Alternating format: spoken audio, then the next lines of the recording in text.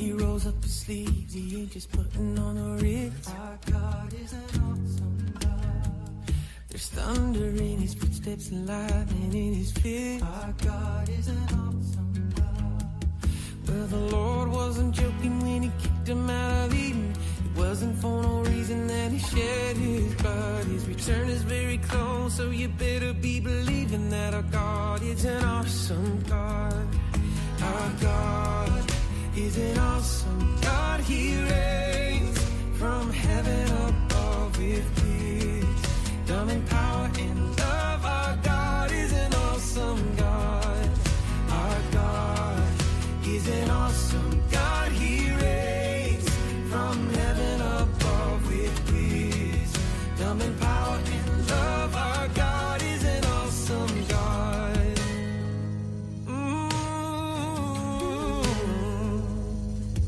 When the sky was starless in the void of the night, our God is an awesome God. He spoke into the darkness and created the light. Our God is an awesome God. Judgment and wrath he poured out on Sodom.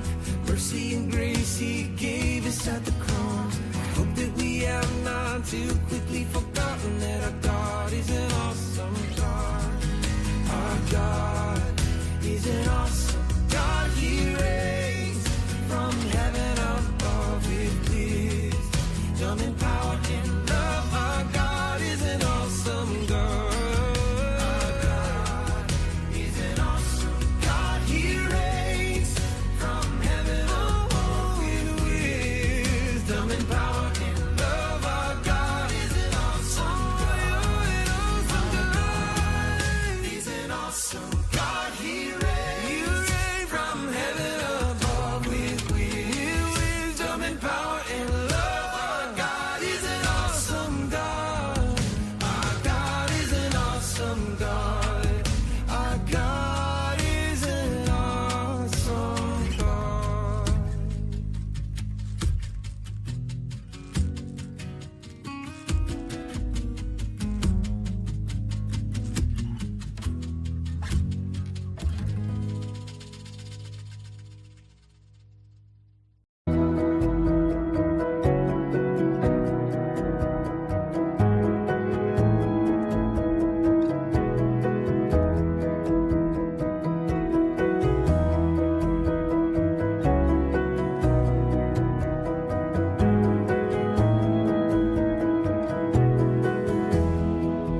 In Christ alone, my hope is found.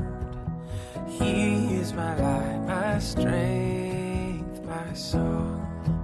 This cornerstone, this solid ground, firm through the fiercest drought and storm. What heights of love, what depths of peace, when fears are stilled, when striving cease. My comforter, my all in all, here in the love of Christ I stand.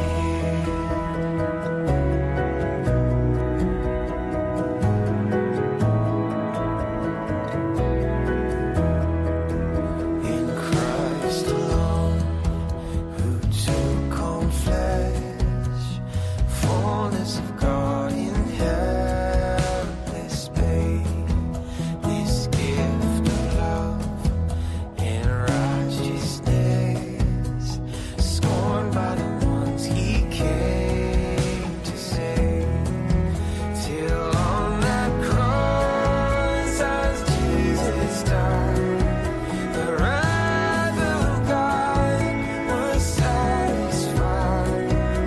For every sin on him was laid. Here in the death of Christ I live.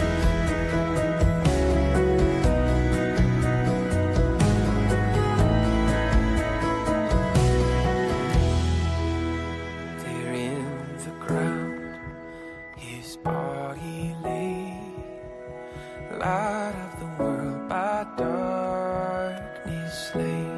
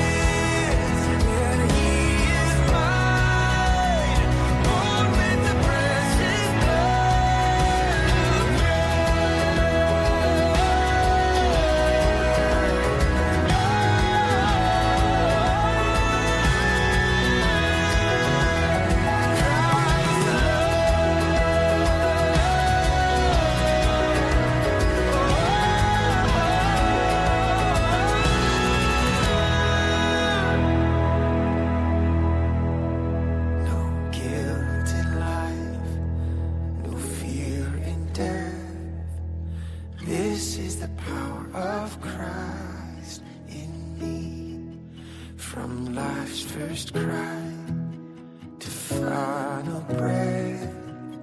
Jesus commands my destiny.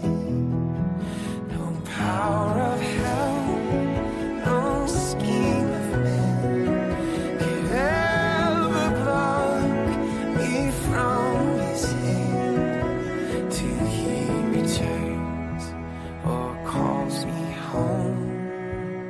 Here in the power of Christ I'll stand.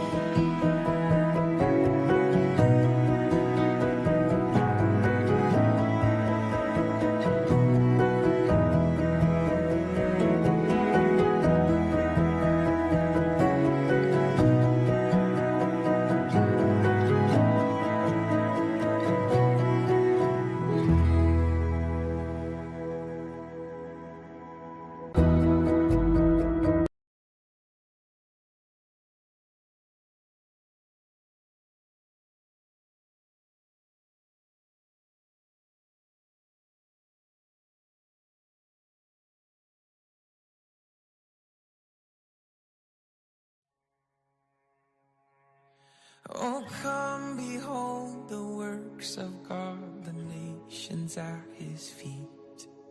He breaks the bow and bends the spear and tells the wars to cease.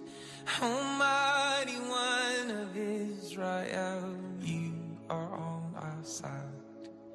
We walk by faith in God who burns the chariots with fire. Lord of hosts, you lead us with us in the fire, with us as a shelter, with us in the storm. You will lead us through the fiercest battle. Oh, where else would we go but with the Lord of hosts?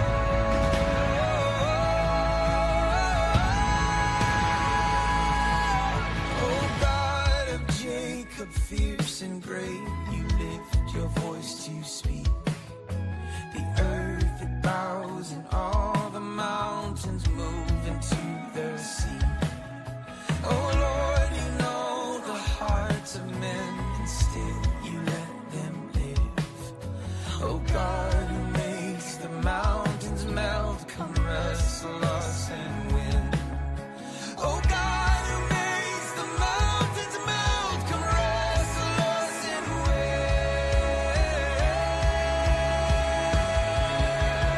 Lord of hosts, you lead us with us in the fire, with us as a shelter, with us in the storm. You will lead us through the fiercest battle. Oh, where else would we go but with the Lord of hosts?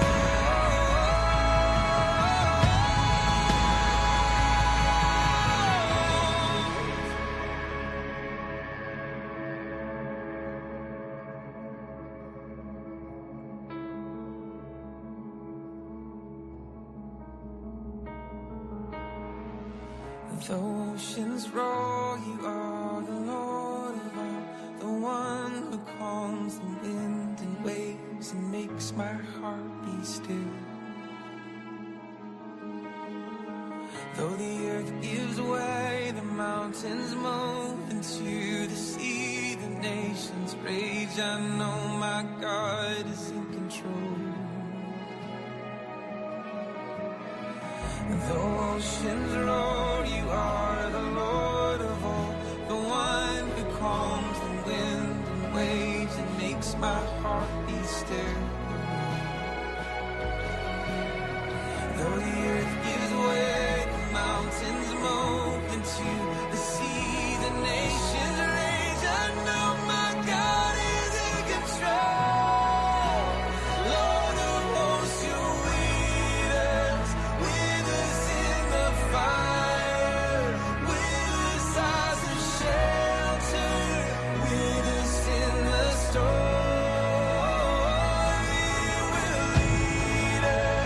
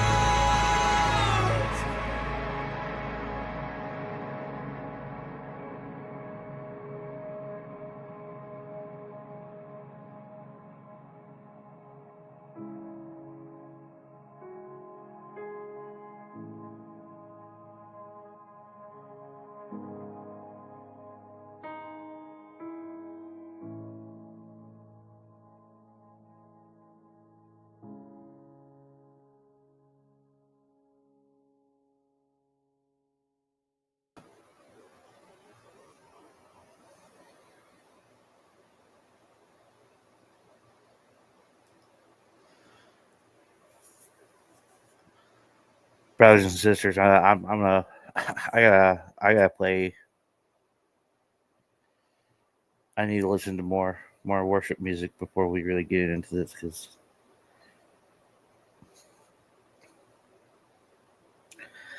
this is getting heavy. This is getting heavy.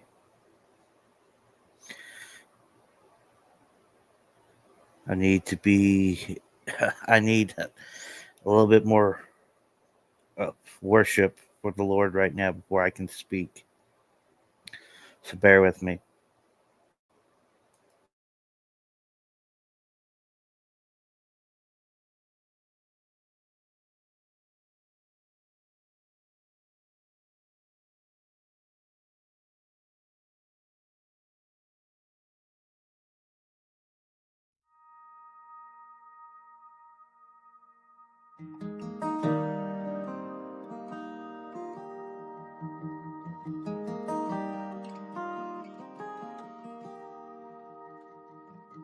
Be thou my vision, O Lord of my heart.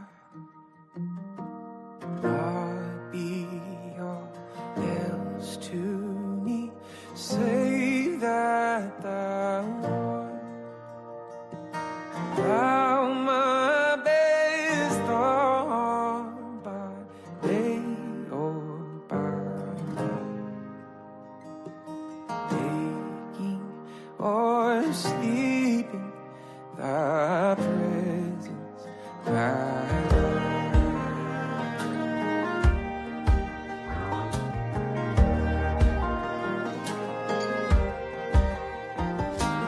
Be thou my wisdom, and thou my true word.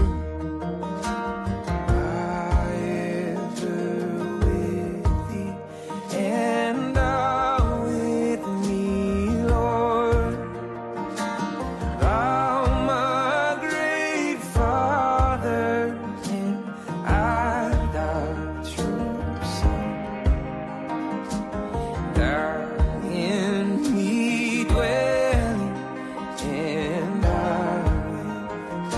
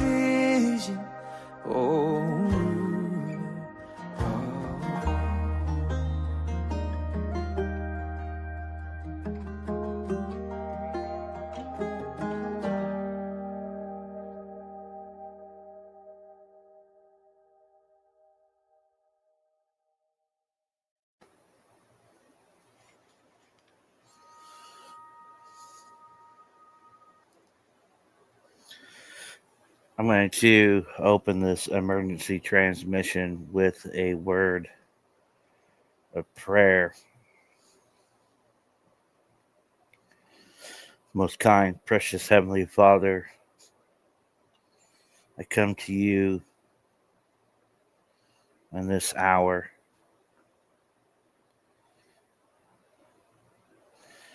Bless and watch over me, and bless and watch over those who will come across this message, this transmission, Lord.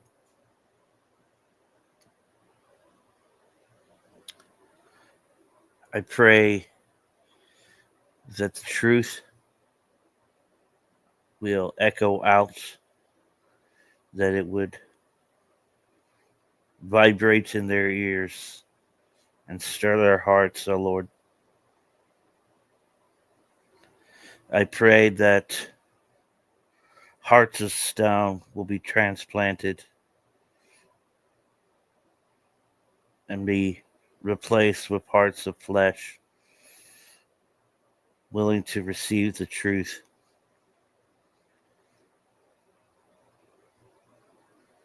O Lord God, you who sent your Son, the Lord Jesus, to die for our sins and transgressions, have mercy on us.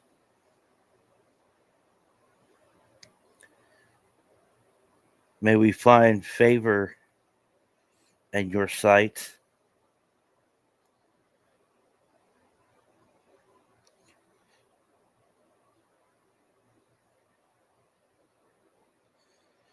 Help me to be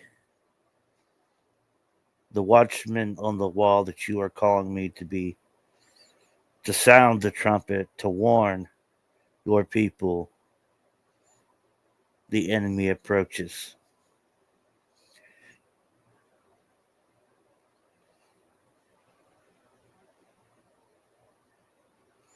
For the enemy is approaching.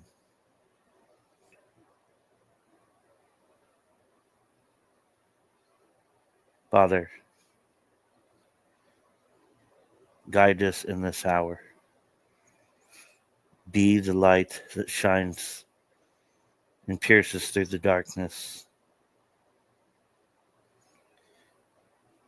that leads us to you on that narrow path that very few find. I pray for your Holy Spirit to lead me and to guide me and to bear witness to all those who will come across this transmission.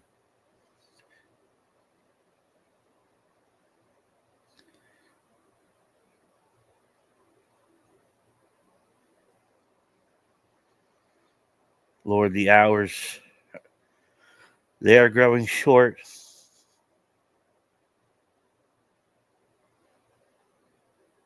Help us not to be afraid, not to be discouraged. Remind us of our hope in the Lord Jesus Christ, that where he is, we too shall be. For absent from the body is presence with the Lord. It is in the mighty name of Jesus that I pray. My Redeemer, my Messiah. Amen and amen. Revelation chapter 13. And I saw a beast rising out of the sea with 10 horns and 7 heads, with 10 diadems on its horns, and blasphemous names on its heads. And the beast that I saw was like a leopard, Its feet were like a bear's, and its mouth was like a lion's mouth. And to it the dragon gave his power and his throne and great authority. One of its heads seemed to have a mortal wound, but its mortal wound was healed. And the whole earth marveled as they followed the beast. And they worshipped the dragon, for he had given his authority to the beast. And they worshipped the beast, saying, "Who is like the beast? Who can fight against him?" And the beast was given a mouth,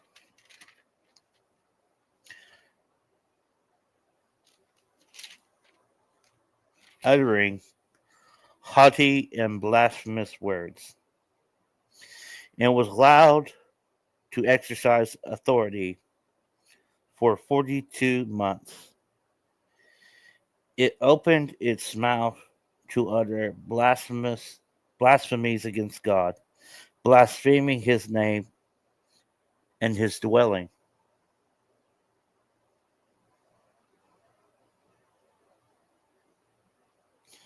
That is, those who dwell in heaven.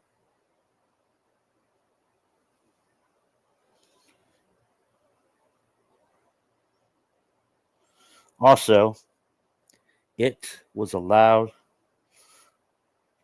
to make war on the saints and to conquer them. And authority was given it over every tribe and people and language and nation. And all who dwell on the earth will worship it. Everyone whose name has not been written before the foundation of the world in the book of life of the Lamb who was slain. If anyone has an ear, let him hear. If anyone is to be taken captive, to captivity he goes. If anyone is to be slain with the sword must he be slain. Here is a call for the endurance and faith of the saints. Then I saw another beast rising out of the earth. It had two horns like a lamb, and it spoke like a dragon. It exercises all the authority of the first beast in its presence, and makes the earth and its inhabitants worship the first beast, whose mortal wound was healed. It performed great signs and wonders, even making fire come down from heaven to earth in front of people. And by the signs that it is allowed to work in the presence of the beast, it deceives those who dwell on the earth, telling them to make an image for the beast that was wounded by the sword and yet lived. And it was allowed to give breath to the image of the beast, so that the image of the beast might even speak and might cause those who would not worship the image of the beast to be slain. Also, it causes all, both small and great, rich and poor, both free and slave, to be marked on the right hand or the forehead, so that no one can buy or sell unless he has the mark. That is the name of the beast, or the number of its name.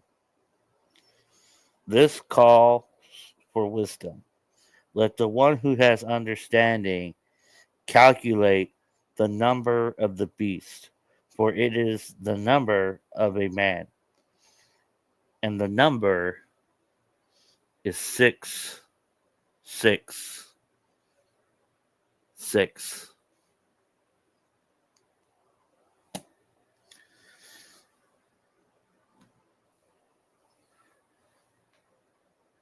Truthers,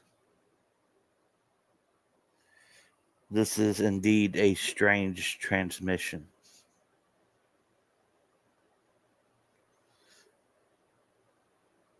Because here's the facts. Rumble Studio would not allow me to go live on Rumble. I made multiple attempts tonight to get this transmission out through Rumble Studio. In every attempt, I was blocked by Rumble.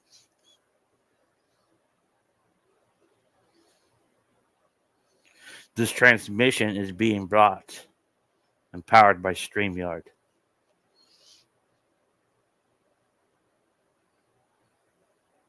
There are forces right now, whether you're watching on Rumble, on YouTube, on Facebook, that seek to silence the message of truth.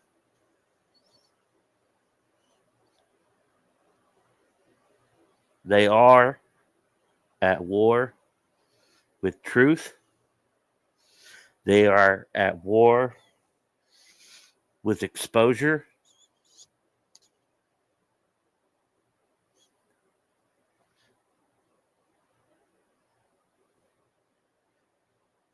They own many pastors.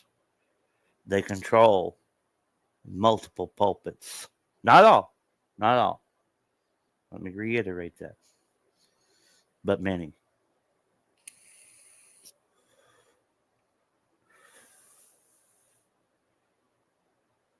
And the Lord knows. Not only does he know, he knew a long time ago. He's always known.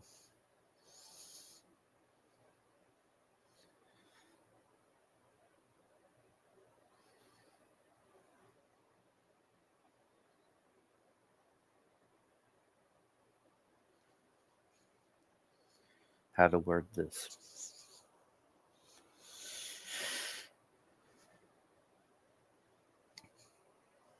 They are coming for this, folks.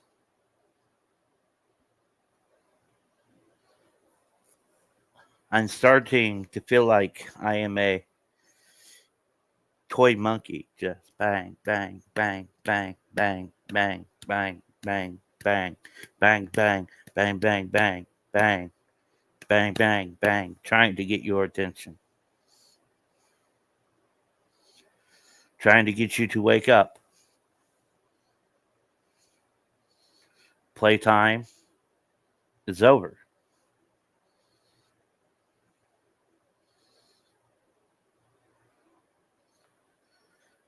They will eventually shut me down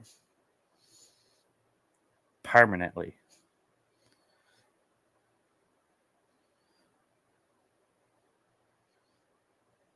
And not just me, anyone like me who is trying to share the truth of the gospel. And mark this, listen to me closely. Your ability to hear the true gospel, the time for you to hear the real gospel is running out.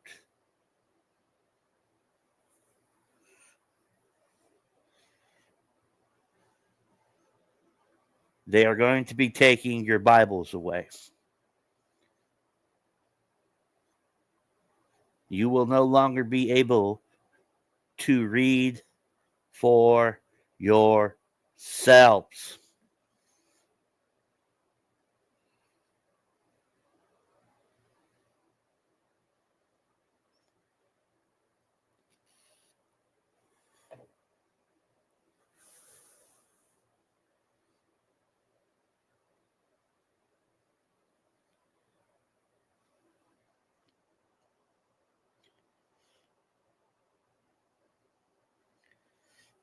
They want this.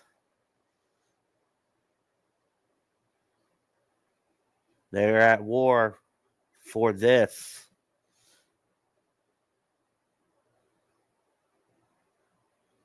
Artificial intelligence needs this to go to the next level.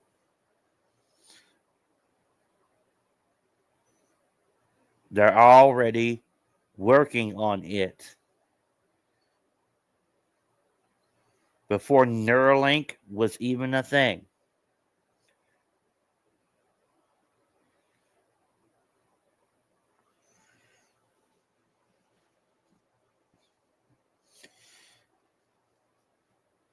I wrote this book, Project Bell, Rise of the Beast.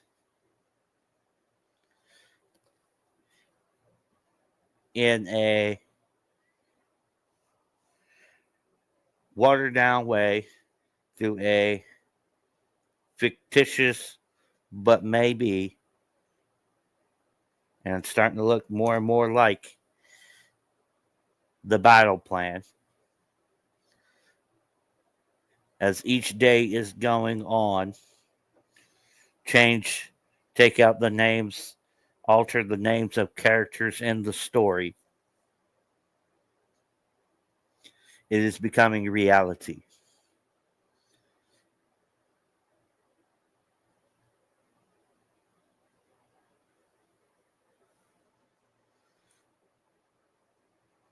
This calls them out. This work of fiction exposes the timeline.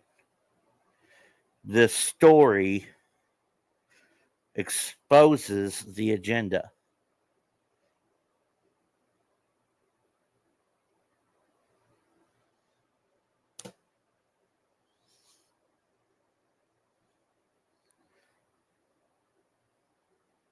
I feel like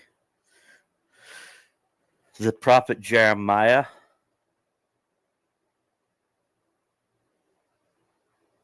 that my attempts to wake people up, Nebuchadnezzar's coming, is vanity. It's for nothing. But that's not true because I am obeying the Lord and what He has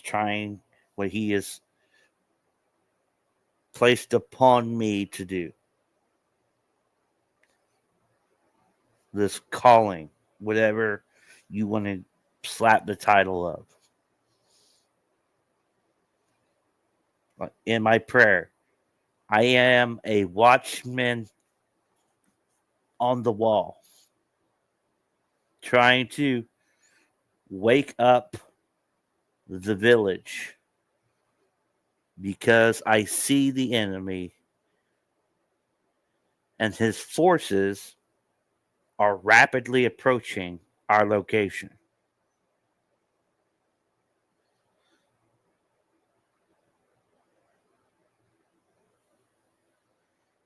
I am literally on the verge of bugging out.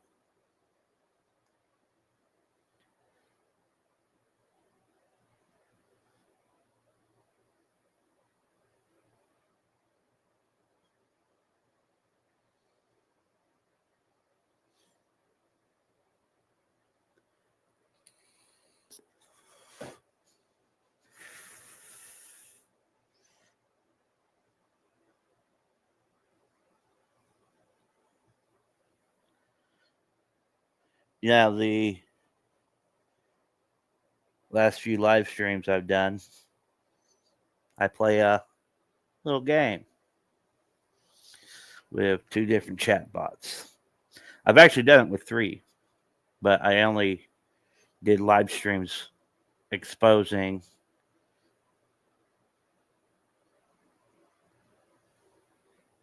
these chat bots. Last night was with Chat GPT, or not Chat GPT.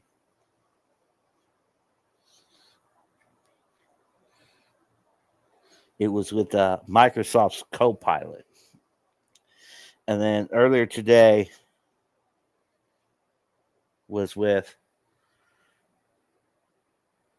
the new Chat GPT 5.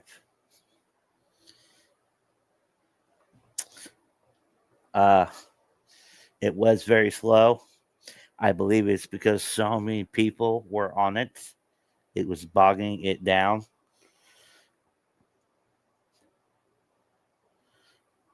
But its responses were definitely alarming. You know, both of them told me that I am a threat to the agenda.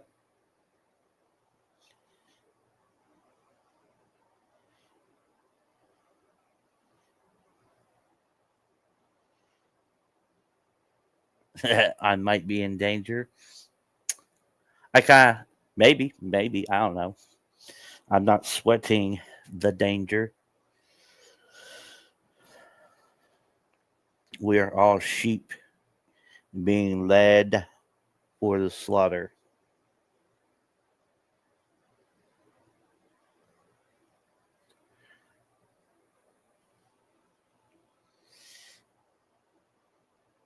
We're going to watch a video here in a minute.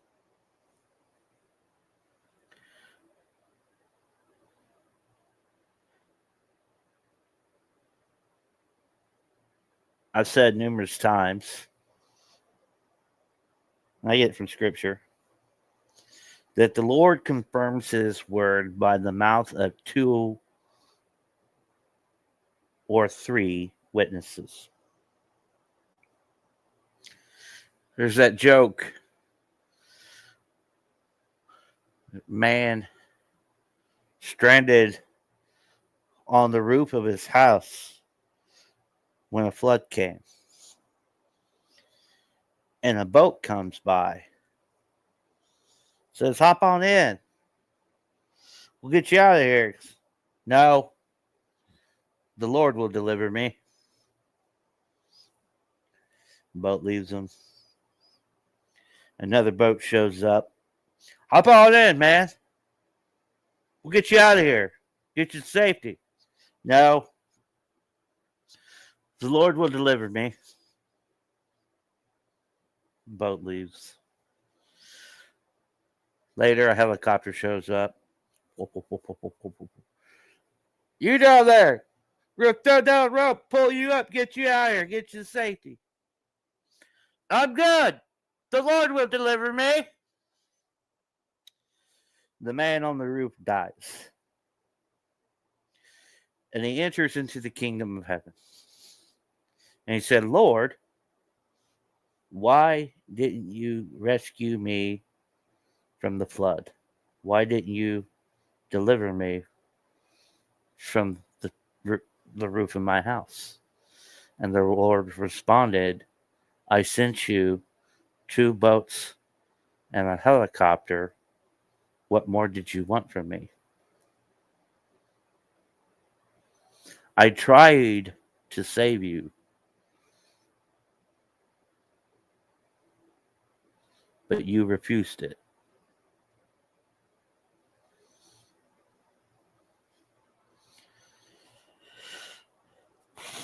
Man, I think that's how he feels. You guys are the waters are rising. You're being offered 2 boats and a helicopter right now. Right now. Today is the acceptable day for salvation.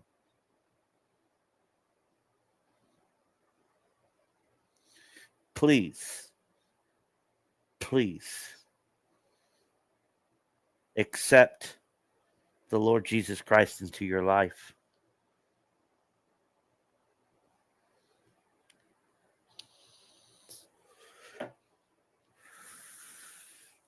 That's one of the questions I asked the Chat GPT 5.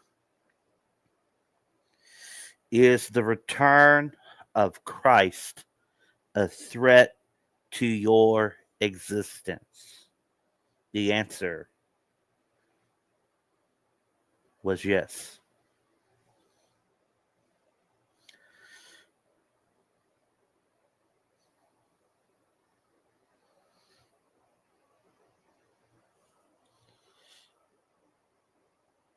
You guys need to go watch that live stream. You need to go check that replay out because I don't know how to tell you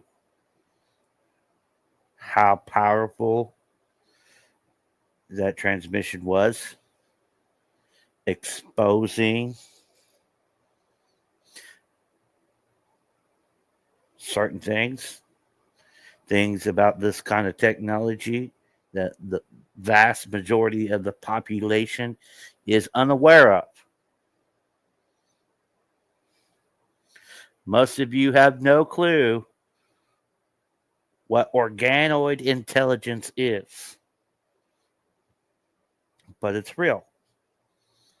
John Hopkins started the research, an esteemed medical school.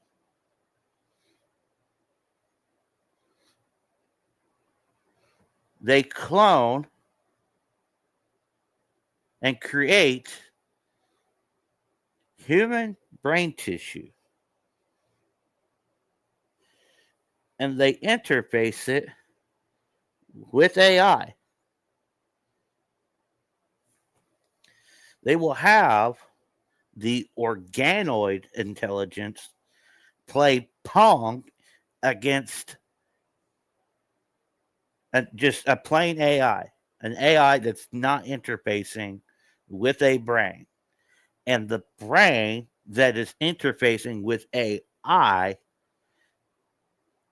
beats regular AI every time. AI interfacing with brain tissue, human brain tissue, is superior to just your standard artificial intelligence.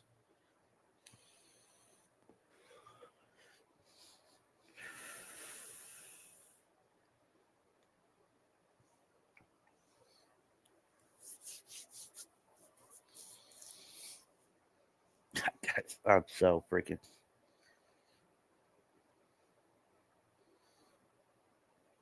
I don't know, man.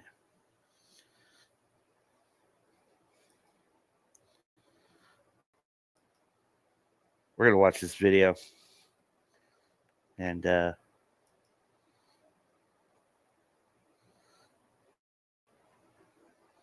me get it primed up for you. But yeah, guys, this is coming through StreamYard. I hadn't used StreamYard in so long. I came on here. A lot of stuff has changed a lot. Has changed a lot.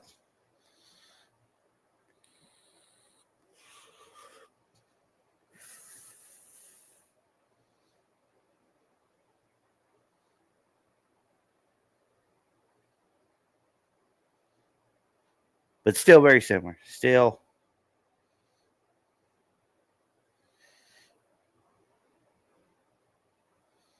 very similar.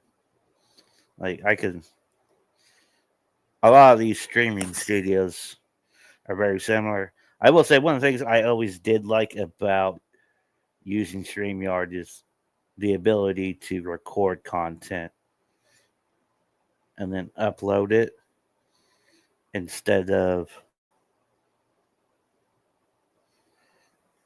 constantly having to be live.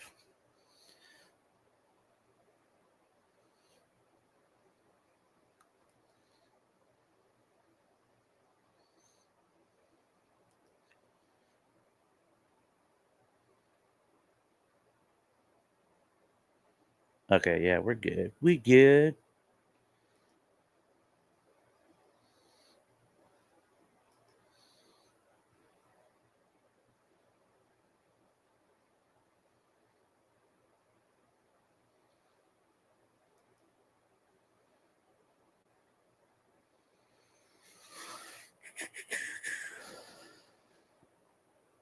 about this one?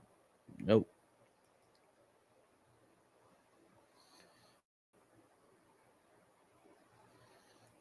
Let's go with this layout.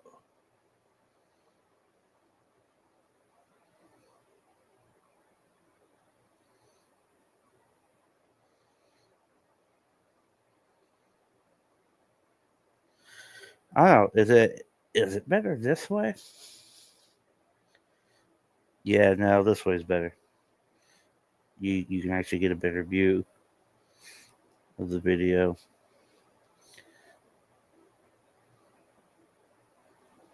Here we go. Are we facing an extinction level event, the complete surrender of our lives to a digital matrix controlled and operated by the deep state? I know it sounds far-fetched, but James Martinez is a survivor of the CIA's MK Ultra program, the mind control program, the secret program used for brainwashing, used for torture, among other things. He's coming forward now because he says we need to sound the alarm and people need to wake up. The mainstream media is completely ignoring this story. And James Martinez joins us now. James, welcome to the show. Thank you very much. Appreciate it. Appreciate you taking the time to do this. My pleasure. And so you talk about, you and I talked the other day, we talked about an extinction level event. I want to get into that here, but I think it's important for our audience to, before we get there, to maybe paint a picture of how you got involved with MK Ultra, why you decided to blow the whistle, maybe a little backstory so people understand this and what we're facing right now. Would you mind kind of sharing that with our audience? Well, yeah, just to begin with, I wasn't a victim of it. I exposed it. And that occurred, a certain aspect of it. And then MK Ultra, I exposed a certain part of it. And I'll get into how these events took place and where I'm today with it. In the early 90s,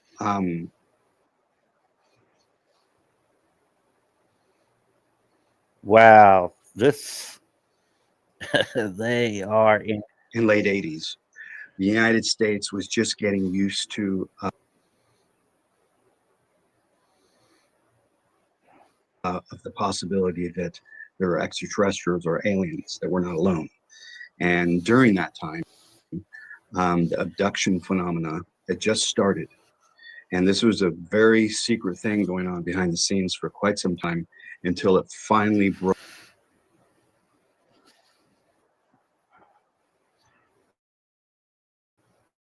through into US media environments.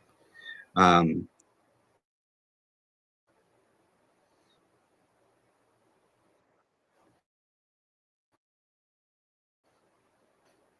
gonna so there's during serious that time in history.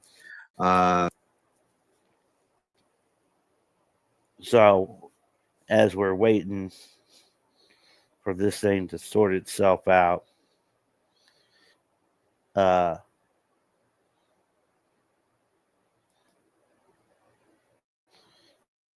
there's interference going on.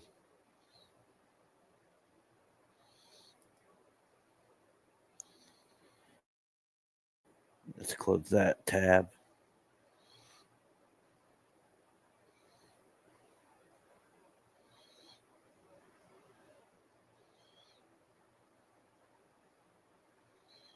When this is over, so they mentioned MK Ultra. When this video, when we're done with this, if we're allowed to watch it, we are going to be reading documents written by people who were involved in the MK Ultra projects, military staff who were part of developing psychological operations, psychological warfare, because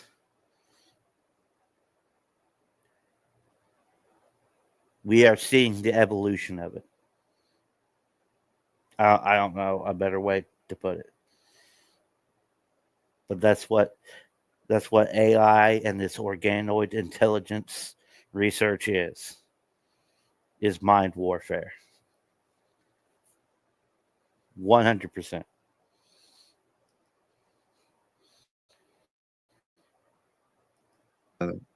I had already, through my own investigations and meeting people and phone calls, was starting to interface with people that had the. All right, let's put that.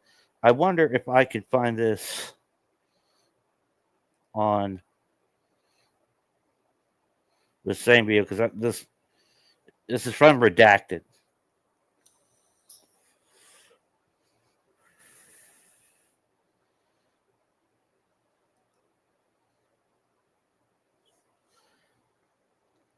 Which they do have their own Rumble channel.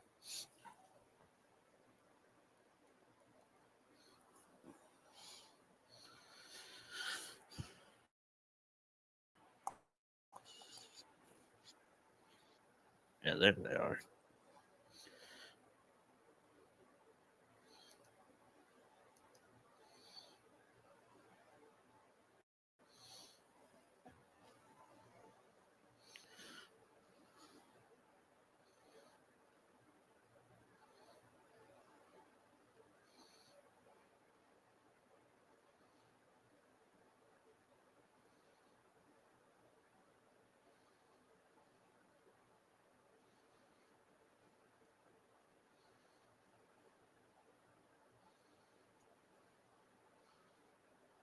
What's the title of this?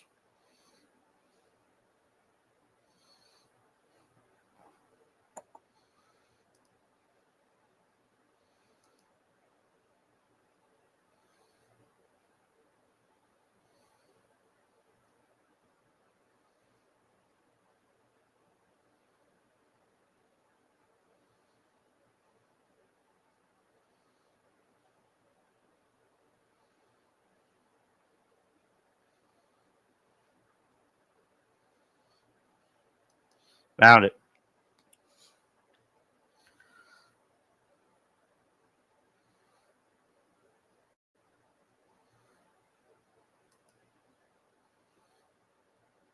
Let's hope this plays better through Rumble than it did YouTube.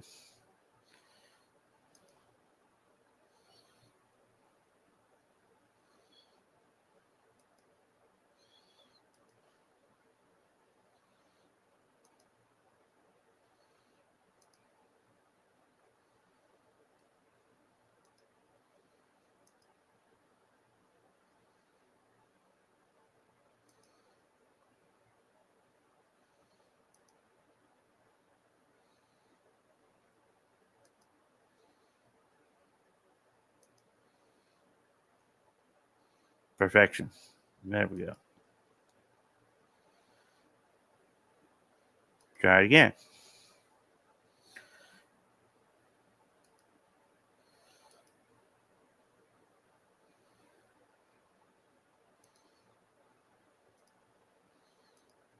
Are we facing an extinction level event, the complete surrender of our lives to a digital matrix controlled and operated by the deep state? I know it sounds far-fetched, but James Martinez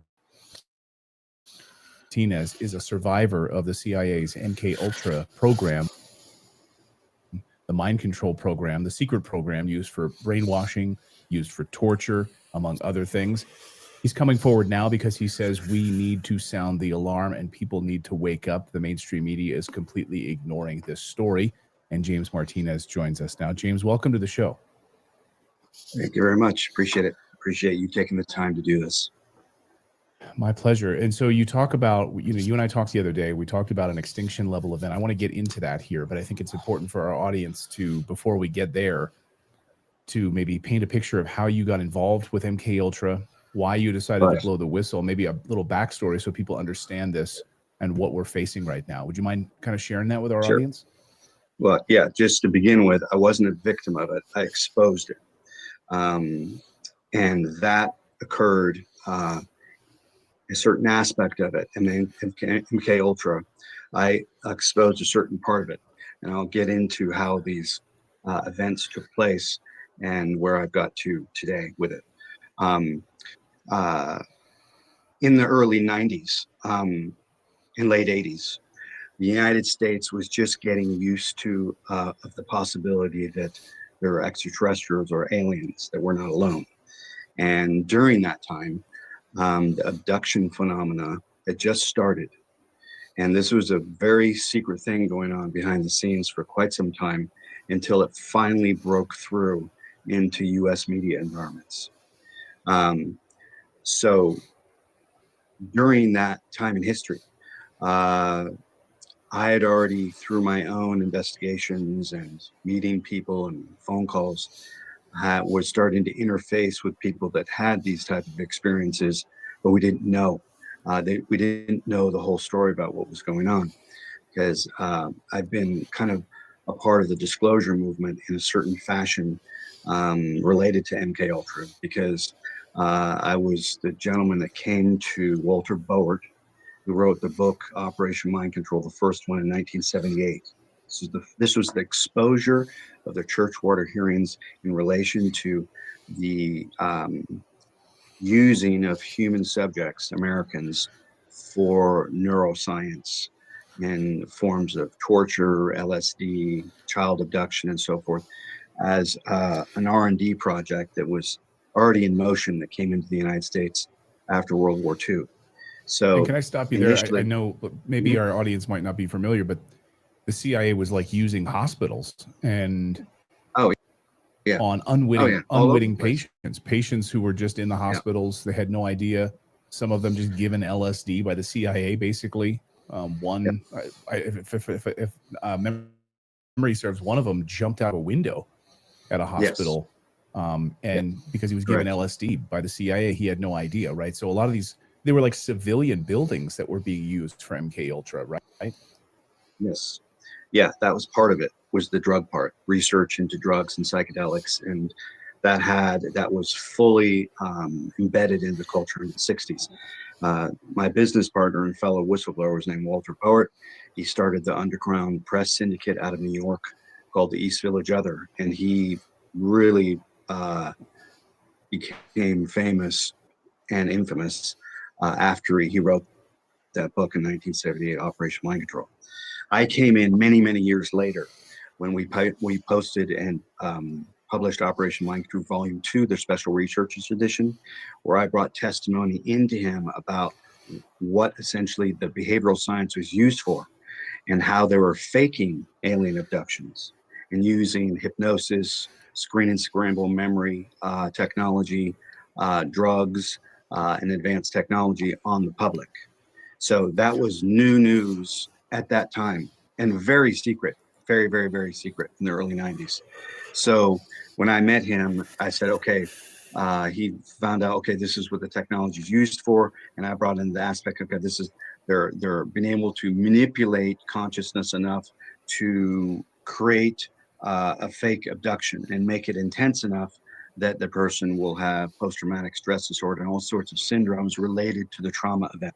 Because CIA and all of that stuff related to MK Ultra was about behavior modification, and the utilization of behavior modification for maintaining secrets, passing messages on, sex slavery, and codification of information and so forth. So that's how I met him in the early 90s, because I had already been involved in the disclosure aspect with big media people behind the scenes. One of them was Bob Uccione at New York, who ran Penthouse magazine. If people look up The Alien Penthouse magazine, they'll find that was where I did that. That was a big deal back then, and it was all over the news when that happened. But part of the information was we were finding out that they were using behavior modification technology for this type of activity. So that's how I met Walter Boert. And then both of us put out volume 2 Operation Mind Control Volume 2, which went into all the effects of the neuroscience on culture, what was happening in court cases, what was happening in the mental health business, because it is a business. What was the DSM-5 saying about dissociative identity disorder and how that affects behavior, consciousness, business, everything. All those things, we put the research into that book, and then we published it very quietly. And we formed what was called, at that point, the Freedom of Thought Foundation, which basically was a 501c3 that stood for the right and freedom to have cognitive liberty, or the right to your own thoughts, the right to your own identity, the right to all things, the right to your own brain, the right to your sovereign self for being here, for having an existence that's not controlled by somebody else. We were the first to do that. And back then, nobody knew anything about this at all. They barely knew what was going on at all. There was a very small handful of people that was involved with this. Colonel Fletcher Prouty was involved. Colonel Tom Bearden was involved. Walter Bower was involved. I was involved. We had to sign agreements with psychiatrists and psychologists because they were terrified because a lot of their clients had been abused in various programs, and they became clients. So we were looking at all the neuroscience and the effects of the neuroscience on culture in the United States. So this is what's going on behind the scenes, unbeknownst to basically everybody. The behavior. What years are we talking about here? This we was talk in about that, the MK Ultra program going from the 1950s to the 1970s, but of course, we've done interviews on this show where it got, people think it ended in the 70s, but it became even more robust. We're in it. We're in it right now, which is the reason why I'm coming out and telling everybody now, because there's been movies, media, people have been talking about this, what we did all over the place. People can handle it now, but what they can handle and maybe not be able to handle is the reason why I'm doing this interview in the first place, and why I was put in touch with you, because I was given a lot of people to talk to, and you were on the list because initially, when the 501c3 was set up, it was a nonprofit foundation to educate the public about how important it is to maintain our cognitive liberty. This supersedes the Constitution, law, everything, right? It's your right to have your own thoughts. And as an attorney and people associated with law, they're kind of getting acquainted with this now and what this is going to mean to human rights. So to the point reason I came here to talk to you is because recently I was asked to be the chief advisor on a committee related to the brain-computer interface and its relation to the international standards for technology. That basically is they're a group of countries all over the world, and they all have committees that represent their country. Those committees determine what the standards are going to be for technology when it's commercialized and goes all over the world. Like, for instance, the phone or a toaster or whatever, it's got to meet certain safety standards and all this type of stuff. These committees are determining public policy about what's going to happen when you interface the brain, the computer, AI, and quantum. That's going to end everything, period. It's the end. It's the initiation of the decapitation of our relationship to God. Will become cybernetic. Will become, instead of carbon, will be silicon-based life forms, cybernetics, and they're going to do this via voluntary compliance. Most people will walk right into it. Yep. Not even knowing that they're doing it or want to do it. Yep. Because there's portions of the population all over the world, younger generations that feel that humanity has no hope at all, and they're going to fuse with this technology already. So the brain-computer interface, it's tied in to everything. All our warfare systems, all our banking systems, all our health systems, all in the ways we do commerce and move about in culture. This is the extinction level event because you no longer are an organic, free will human being. You're now fused, tied into the cloud. And there's a documentary film crew that's recently contacted me, and there's I've talked to many people behind the scenes now because I really initially I could have commercialized myself in this chapter of my life quite well and made a huge name for myself. I know the mind control guy, but I really didn't want to do that. I've not been really public, not as much as I used to be, because I've always been in the solution orientated thing. Don't tell an audience just a problem without telling them a solution. So I don't want to come here and say, okay, we're at the end of civilization and that's it. Bye, have a nice day. Rather than inform your audience, inform the people that will see this either live or taped or a year from now or 6 months from now, that this is the point where you can no longer be a spectator, period. Because everything that's in the news today, when this will be aired, is not relevant at all. It's all misdirection. And I say it's not relevant at all, not because it's not important, because it is important. But the behind the scenes, the powers that be want everybody distracted with the Epstein and the war and Gaza and Africa and all this other stuff. When I'm in touch with a lot of people in other countries, and I've informed them that this activity is taking place now. To summarize it and make it relevant for people that may be new to this, Palantir, everybody knows that name. They are aiding and abetting the end of our species. Okay, so what I am saying, and I will have documents in the near future, is he's going to be sued by many people to begin the process of public dialogue, public policy, and your rights to your own brain.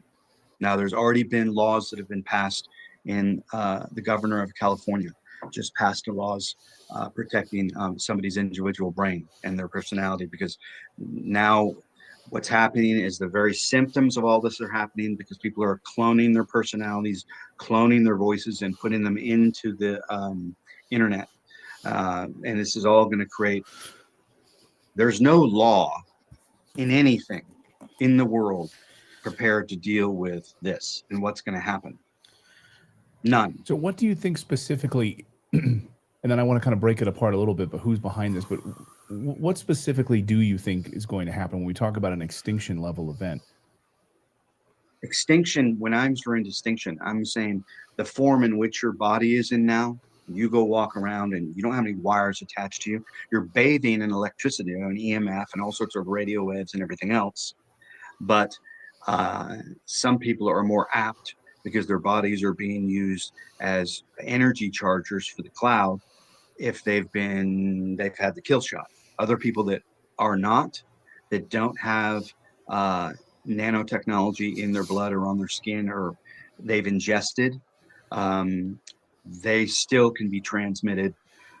Synthetic technology, or telepathy rather, their moods can be altered.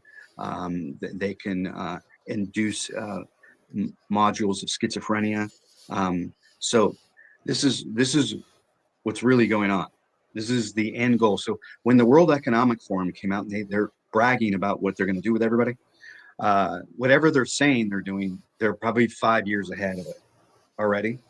And they just tell off the tail parts of it. But when they said they were going to get rid of a large portion of the global population, they didn't exactly say all the details in which they're doing. People presume that means we're dead. They're going to kill people.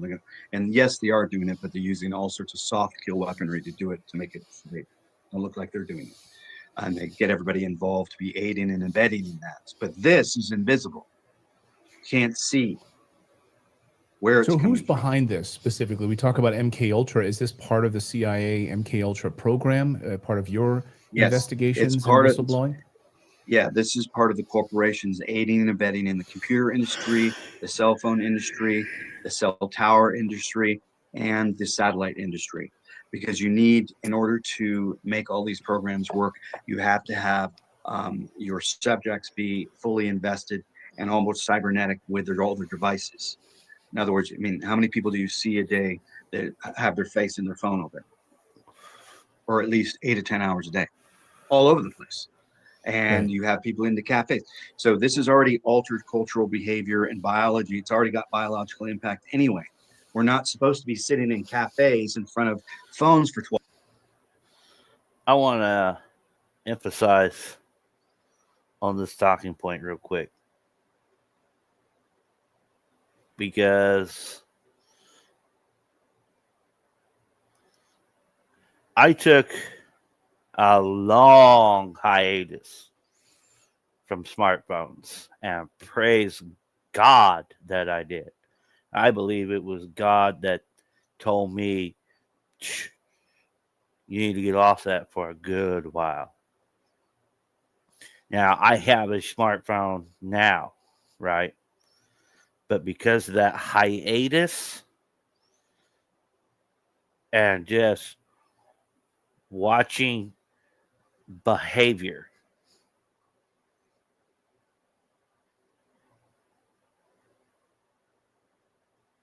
watching all of you, whether it's job orientations,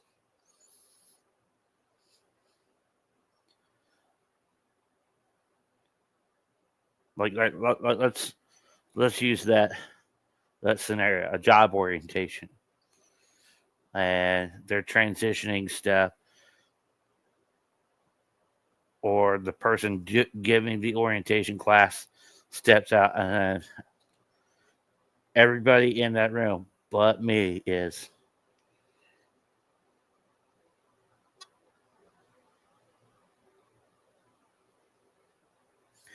And I'm the only person in the room not looking down at a device. And I'm just looking around like zombies.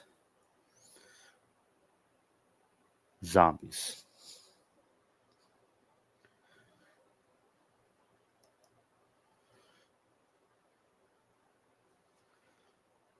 Y'all need a fast from them things. Need a serious fast from it.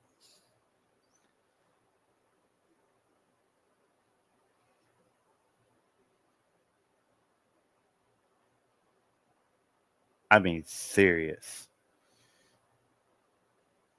That's why this message is so important, because you are so already intertwined and so dependent that when the mark of the beast is rolled out, when the image of the beast says, "Bow down and worship me," you will not hesitate. You will comply.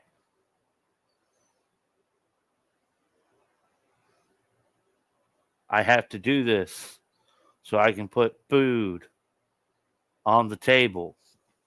I have to do this because it's what's best for my family. I have to do this for survival.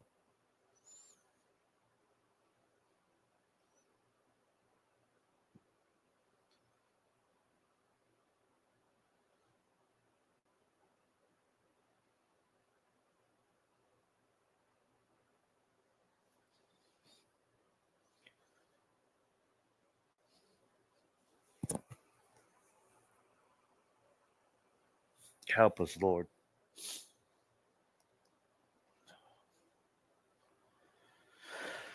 Help us, Lord.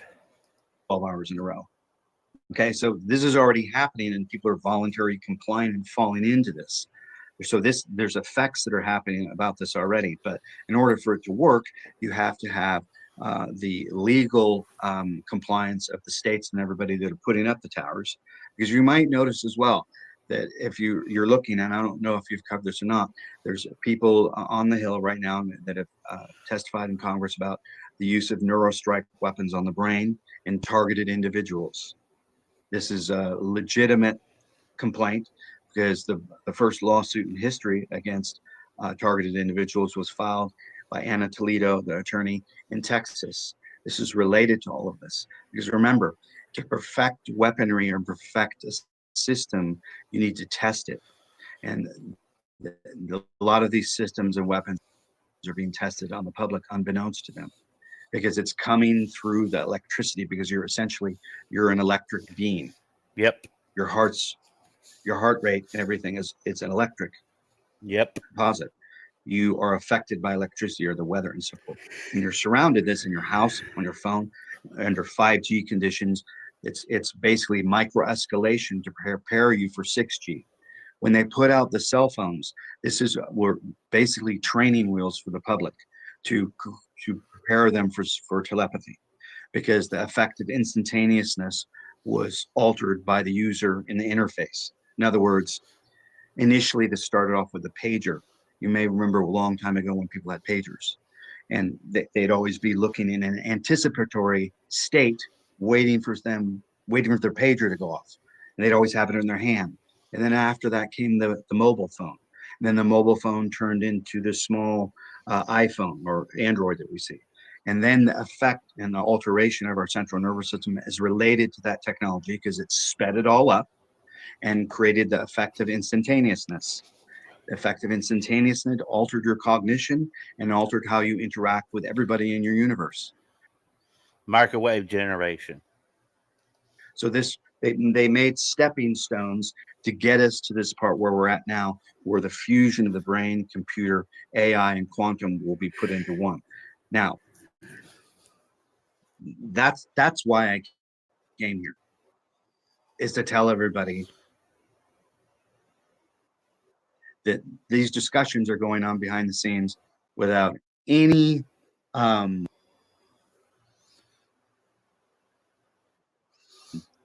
dialogue with your so-called elected employees anywhere. Okay, so who specifically? Where are these dialogues happening? Some of them are happening in Congress. They're talking about directed energy weapons being used on the public.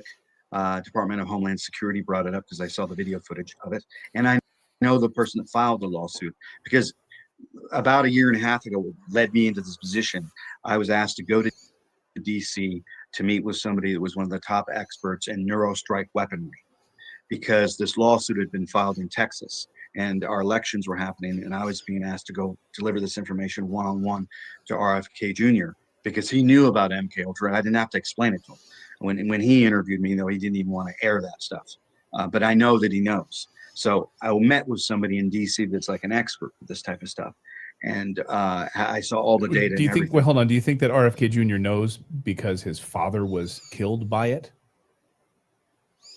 Yeah, and Sirhan. He knows. Yes, exactly. Because when I spoke with him off air, I asked him, so is the guy's Sirhan's hypnotic blocks been removed or at least identified? Did you find all those code cues and triggers? In who's he interfacing with? Does he have dialogue with somebody? Because in order to find out all that stuff, you have to go and examine the pathology of the individual. And apparently nothing had been done. He'd still been frozen in time and hadn't had any recall about anything that he was doing, let alone, and wasn't even really aware. So this stuff goes on in court cases that you never hear about at all. We covered it in Operation Mind Control book about getting somebody to discredit themselves that was interfacing with this type of technology. And we were interviewing people quietly that were private contractors supplying technology to create synthetic telepathy and induced versions of schizophrenia.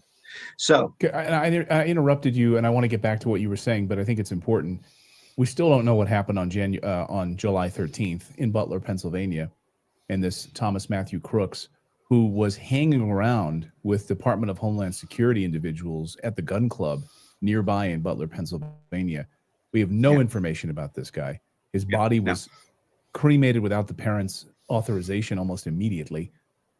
Was you can, I don't know if you know or not, but I know about that program? But I suspect it is, because whenever they catch these guys that have done stuff like this, not just him, other people, school shooters and stuff like that, it's always the same type of profile.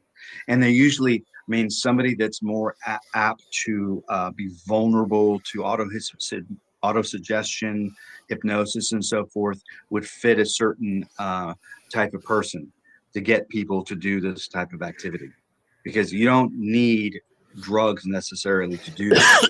And Gregory Bateson and other hypnotists have proven that, because we put it in the book, what people are capable of. But I don't know the guy's pathology. I've met him. I don't know. I'm sorry to interrupt you on the RFK point. I'll let you continue there. Who's behind this and continue. I just wanted to, I think that was an important point on Sirhan Sirhan. Yeah, because this is important because there's people that are under attack with this type of technology.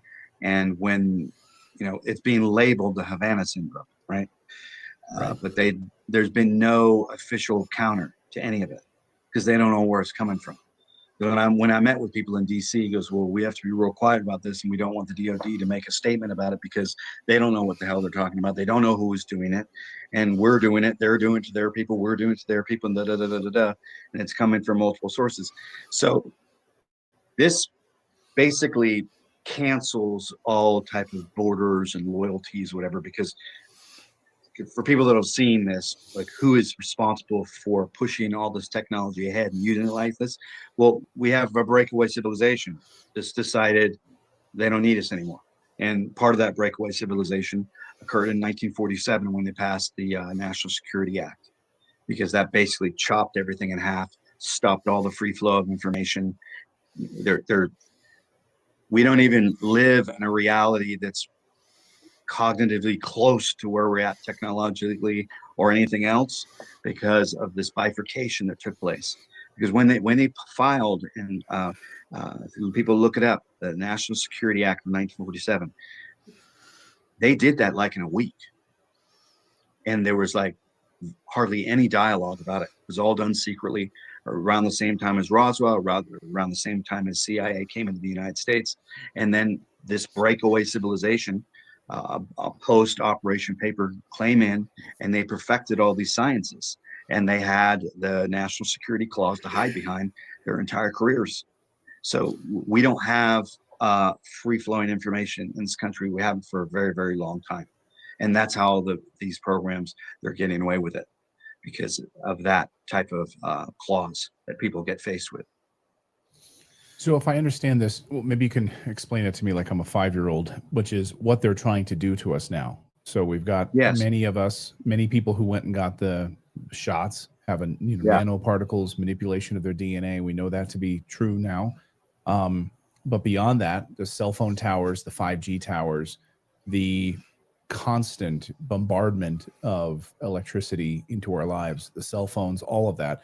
What is the goal? I mean, I think a lot of people might picture like a Dr. Evil sort of sitting there, in an underground bunker. Well, what are we seeing here? It's to upgrade or alter our species while killing it off. And it's been decided by multiple groups of people. It's not just one single that person. When people hear about the World Economic Forum, that's the public arm of the people that have been asked to be in those positions, of people that have decided they want to reduce global population, and they want to completely alter what it means to be human. So you have spokespeople like Noah Harari coming out and making statements about hackable animals, which are humans. And you're seeing the ongoing preparation for the separation or division of your divine incarnation, your right to be associated with godhood. That's being removed. So they're going to create a synthetic, different silicon-based type of human that is fused with technology. Either they'll be chipped, or they can use other tools to use behavior modification. And what that's going to do, basically, it's going to dissolve the boundaries between your inner world and your outer world. That's what it's going to do. So because we understand everything will be accelerated. What we're talking about here is, we're talking about the killing of people or the mind-altering control of people. If I want to get rid of you, I can kill you, and then you're dead, right? But if I also want to get rid of you, I'll just alter you. And then I can accelerate your death because I'll have complete control over you mentally, physically, and your nervous system. And if I want to put you to bed early or kill you off or reduce your life, I can do so. And that's what they're doing. It's just one tool in the toolbox that is being used to reduce population reduction, but it's the most lethal and the most dangerous for humanity. This is the breaking point underway. So when you see interviews with the head of Palantir talking about the biggest, most gigantic surveillance system being put in place, he's not talking about the ecological effects of what that's going to do. This is why a lot of people are saying, this guy's the Antichrist, and they mean it, because he's aiding and abetting the end of your free will, the end of your own cognitive liberty to make decisions based upon your own thoughts, your own ideas, your own history, everything. That's what they're doing. Why right now? I mean, have there been specific alarms going off? You mentioned a few, but I just want to be very specific on this. Why you're coming forward now, warning all of us? Like, what is happening behind the scenes? We're being distracted by other things, of course. They love to do that. But I'll tell you. This is important to know. This is very important to know, because I've arrived here at this point and with other people that I'm talking to in public, because when I was asked to be chief advisor on this committee, lo and behold, I found out that the committee was not organized financially, was being blocked by our own government to participate on that committee, and had no reasonable means to represent the United States on the international playing field to institute rules and regulations and standards for brain-computer interface. Because if you think that your information is going to be private and you trust these people that are doing this to keep it private, you're delusional. So when I found out that this committee was being ignored, it wasn't being financed, and moreover, we were taking orders from China, I decided this isn't right. This is not right at all, and they shouldn't be dictating rules and regulations and standards to anybody. But since a lot of the power in this country was given by design to China, we have a problem now where we're not part of the standardization of this and what it is going to be. And the Chinese are they're running us in this area. So when I found out this, I had private meetings, I flew all to different countries and so forth, and said the public needs to know this. So I've had to actively go out and try and raise funds for something that the United States should be handling themselves, but they're not, because the United States is occupied in a certain fashion right now. And we're not getting the support to get it on the international playing field and say, stop China making these standardizations and protocols of what this is going to be worldwide. They don't get to dictate with it. They're not our bosses. Not for you, not for me, not for anybody. That's why I'm coming out in public, because there's critical infrastructure related to national security that is national security that is all embedded in this brain-computer interface stuff.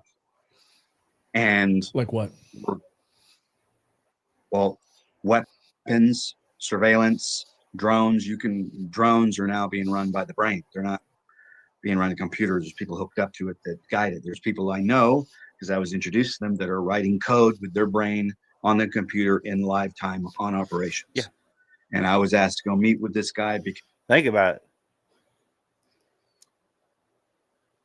All the footage that is out there of people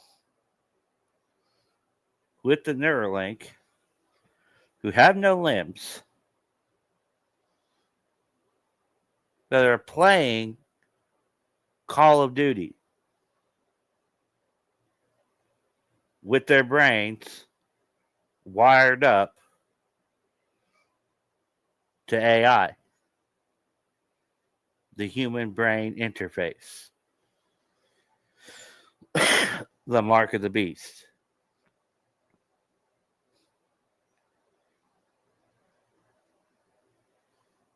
People think this is a joke.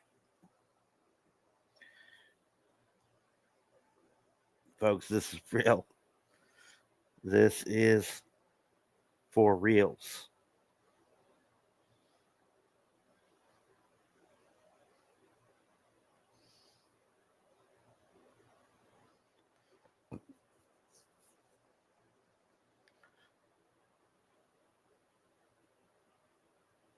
So you think if somebody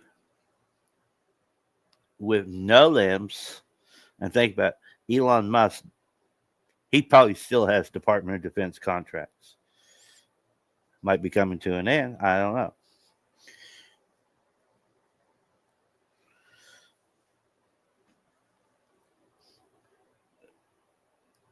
So remember, just like a few weeks ago,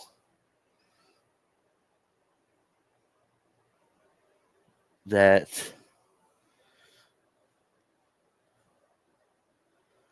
Elon might go under, might belly under. Somebody may have to swoop in and acquire all of his stuff. Twitter, X, whatever you want to call it, Tesla, SpaceX, Starlink, Neuralink.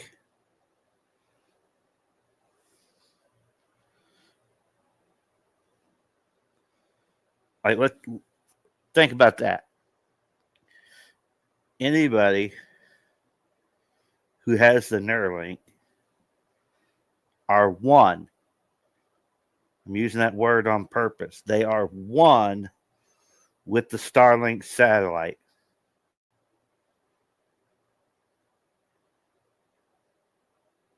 Their flesh has become one with a satellite, with Wi-Fi, with internet, with artificial intelligence.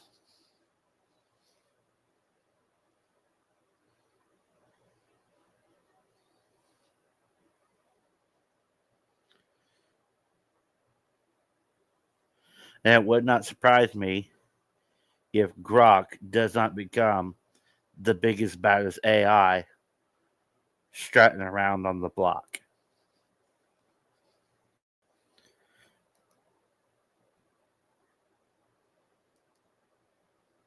Because I was more interested in his pathology and what happened to him, who he was before, how did he get to this position, was it voluntary or not, and what the hell is he going on with now? Is he running his own mind, or what kind of security agreements do they have? Is there any such thing as a security agreement?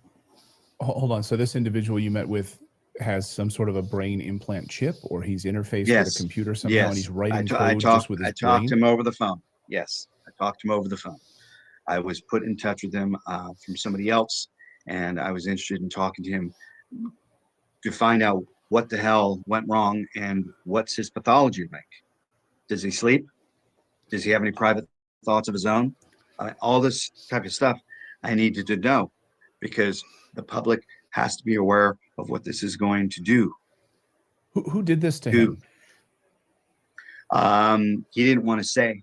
He was working for a joint operation between the U.S. and somebody else, and he was trying to get me to do certain things for him. But I said, I have to meet you privately. I can't do, I have to see what's happened to you. I mean, but when you were talking to him over the phone, he would sound like a normal person. There's nothing there. But I don't know who he was before this took place. So this is probably quite common. Quite common. For the average person watching this right now, the mom or husband, who's has a family trying to put food on the table, they're not part of these secret government programs. They have just a normal life. They got the COVID shot when they were told to, because that's what the government told them to do. All of that. They've got cell phones. Like, what does this mean for the average person watching right now? It means the end, the you that you think is you, isn't going to be you.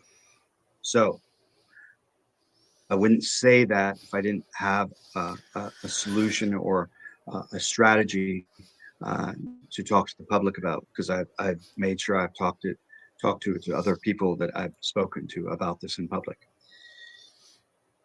The most important thing a person can do is if they become a victim of some type of directed energy weapon, or they're having health issues, or their personality changes, or they find out that they're being influenced by these type of technologies and they have proof of it, and they want to make a claim against the people that are doing it, they have to be first in line to make a declaration for that. So this is what I've done for myself already.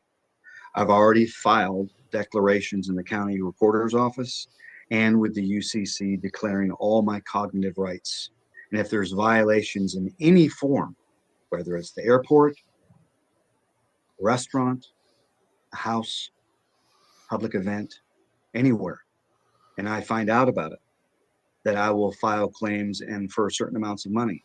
And I've made these declarations already, because there's no law anywhere in the world that is prepared to deal with this, because there's law firms right now behind the scenes that are claiming they're going to be experts in neurocognitive law, when there's nothing about that in law.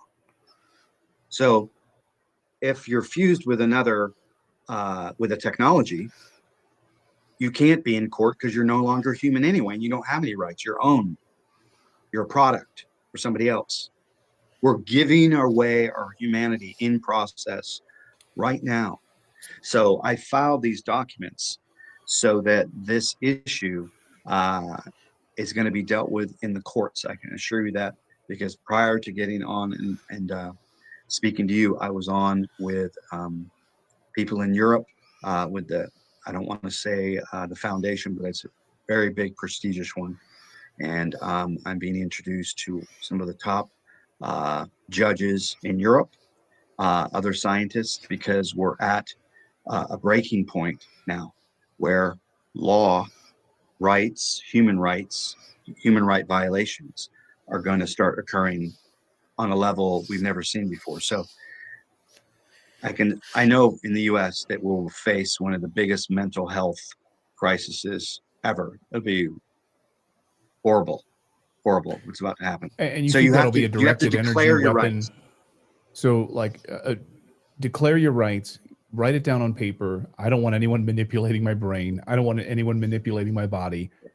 And you think this would be some sort of a mass directed energy weapon program that's already unfolding? We're already seeing it. A lot of people in our audience everything begins and ends in a court. Everything begins and ends in a court. Everything. Your rights, your ability to contract with somebody, your ability regarding money, agreements, business, all has to do with legal frameworks in a court of law.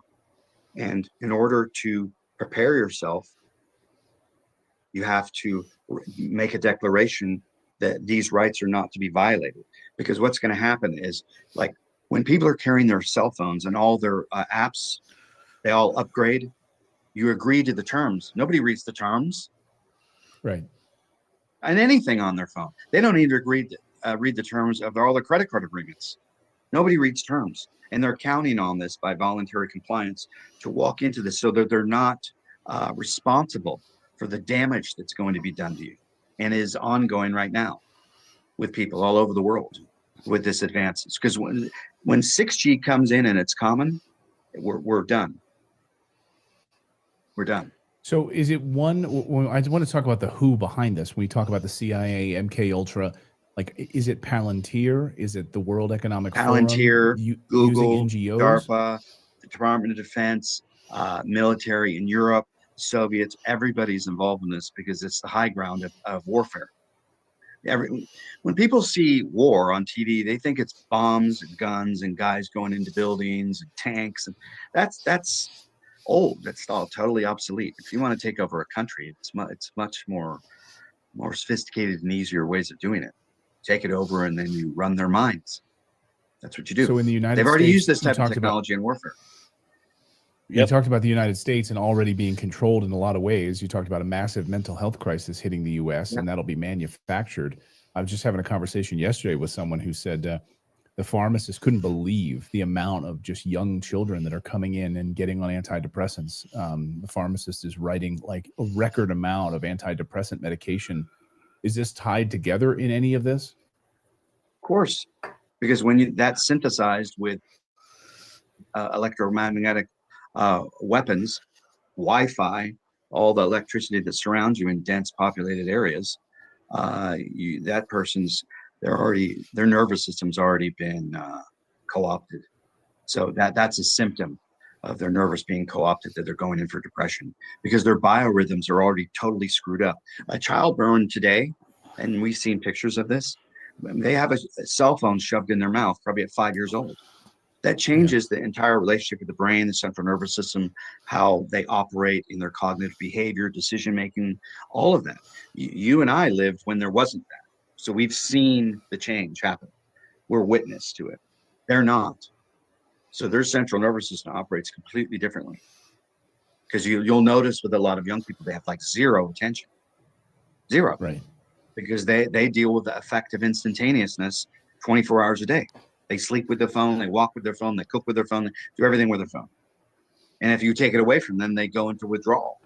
Yep. And they have like fits. We've seen this behavior.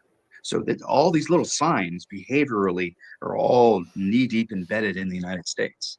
We've got a tremendous fight ahead of us. This is the spiritual fight of all fights. This is the takeover of the brain. It's always been the high ground. It's what Walter Boert, we knew back with Fletcher Prouty and all these guys, that this was the high ground. And it was Jose Delgado, the famous Princeton psychiatrist, I believe. He said that in the future there would be a psycho-civilized civilization. He was very public about it. And yeah, we're there. But this is the final aspect, because user will be interface and neural net sequencing in the brain will be controlled, and their intentions and decisions will be affected. It's kind of like Minority Report upgraded. It's deeply disturbing. What you're telling me is but absolutely your scary. elected officials, they're responsible. They're supposed to be telling you this. They're supposed to be informing the public about what's going on. They're not. Our president, Because I think it seems so I've nebulous. dealt with the big attorneys that are supposed to be interfacing with people to make public policy on this, and they're just dumbasses.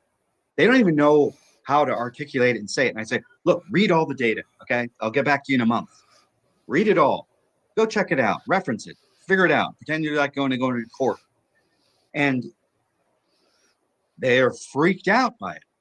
They're totally freaked out by it, because now they see what's really been done. Because so how do we, the people, fight this? It's going to be done in courts.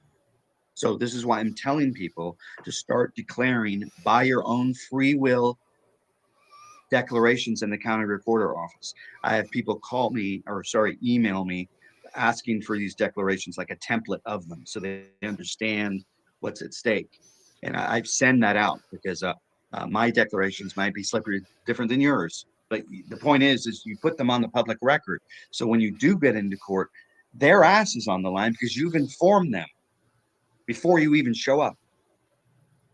Your situation. We'll put it on the county recorder's office. Maybe we can link. We'll put a PDF in the show description that you can share with us, and we can maybe share it with the audience if they want to do that at the county level.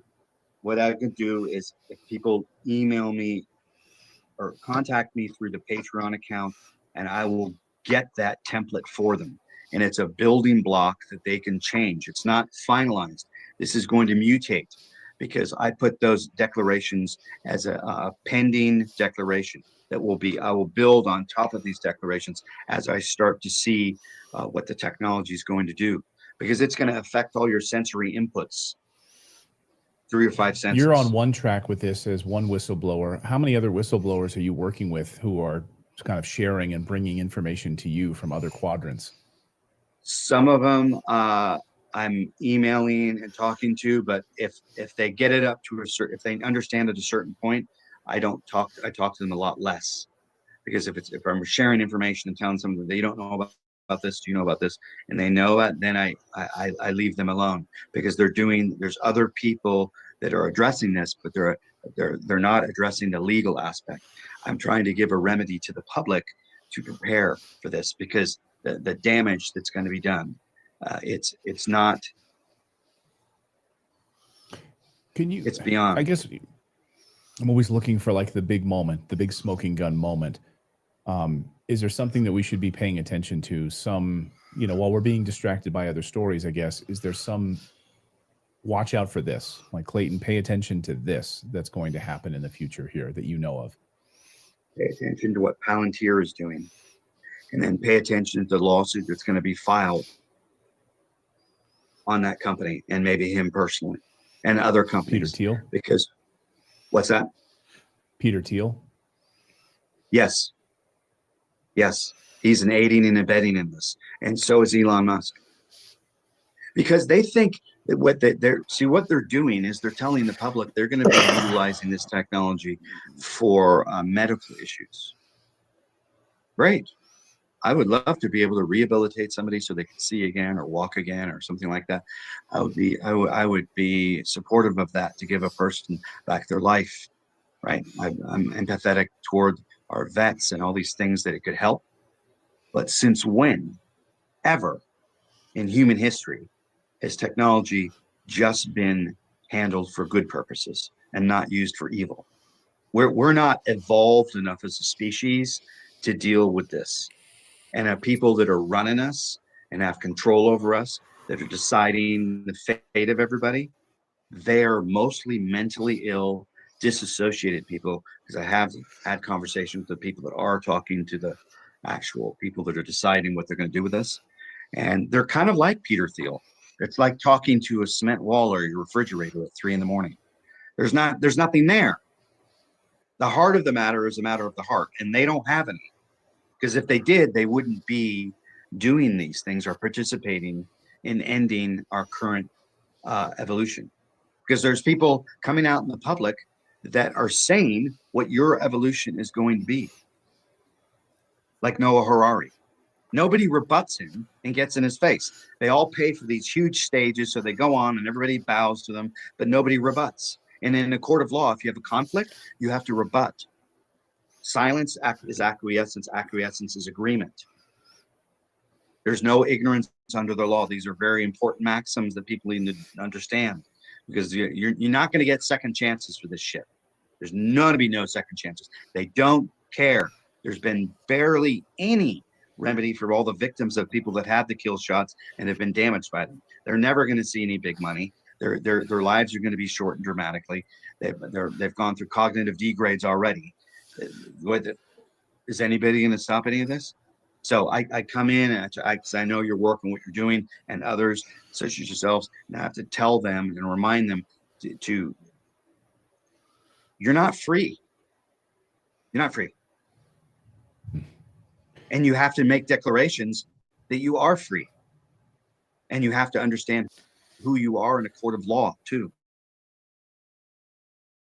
Because that's where everything, because you can't stop these companies from moving forward if you don't sue them and you put all the discovery and interrogatories into the public format for discussion. Because like I said, and I always use this as an example, I said before, nobody called you up and said, hey, we're putting out the cell phone and it's going to completely, totally alter social space. You're not going to be able to sleep as well. It's going to affect your digestion. You're going to be stuck on it 10 hours a day, and you're going to be hijacked by the internet. And if you're not on an app or on Instagram, you're going to be vaporized and nobody even knows who you are. Did they call you and tell you all this stuff? These effects of what was going to happen? No. They don't. This is why I'm saying your audience, they need to get it. They can't be spectators anymore. Time's over. Nobody's going to help you. You have to do it yourself. This is the great moment in your spiritual evolution, my spiritual evolution, everybody else that sees us, black, white, red, yellow, brown, everybody, that they need to assert themselves into the courts now, because our Supreme Court justices in the U.S., I don't know anywhere else, but in the U.S., they don't know shit about this stuff and what it's going to do. None. So it's going to end up there. they're always 20 years behind all of this. Yes. Yeah, deeply troubling. James, how can people get in contact with you, and where can people learn more about this? I'm on James Martinez Media on Patreon, and I'm on X, Electric 11 Media. They can find me there. And if they look up Operation Mind Control James Martinez, they can find my website as well. They'll find me. I usually make it difficult to try and find me, because the people that do find me, I know that they're serious.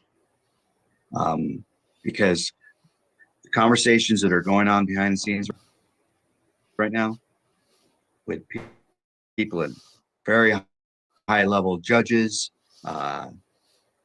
foundations, the tip of the elite of the so-called scientific world, they know what's going on as of about 48 hours ago. And there's meetings that are going to be happening behind the scenes, behind this whole thing. This is going to be the biggest moment in human history having to do with this stuff. This is the one you can't ignore, and you've got to make a stand now. Because I have talked to some of Trump's inner circle people, and they don't even know how to articulate it enough to tell him we need to do something about this, or this needs to be in the narrative dialogue constantly. That's not happening. Right. That's why I said explain this to me like I'm a 5-year-old, because no offense to President Trump, if you walk into his office with this like nebulous problem, how do you even wrap your heads around it? How do you wrap your arms around it? Exactly. Yeah. I don't expect your audience to fully get this until they take the time out. Take your time out to research it, look into all of this stuff, and then come to your own conclusions. But if I said this 10 years ago, that everybody would have thought it was completely crazy. Today, they'll get the right people will understand, and they will do something about it, because they initially said, "Well, will you come on the committee? Will you be part of this committee?" And I said, "I'll be an advisor. I won't come on it because I'm not going to sign any of their agreements or security agreements and follow all their stupid rules about what they're deciding, what the standards are going to be for the brain-computer interface, which is basically deciding what your rights are and what you get to do in the future." I am not contracting with them. I'm not going into any agreements in their fictitious courts of bullshit and all this other stuff, period. I'm not doing it. And people are going to, I know for a fact that people are going to start violating all the security agreements now that they have, because they know it doesn't matter what money they have or the pensions and everything. It's not going to matter anyway. Because if this isn't dealt with in a very public fashion with people from all walks of life, black, white, red, yellow, brown, lawyers, entertainers, actors, painters, cooks, regular people with regular jobs, all should have a vested stake in the dialogue of all of this. Don't allow these technology companies to run you. Nobody's ever faced off with these people.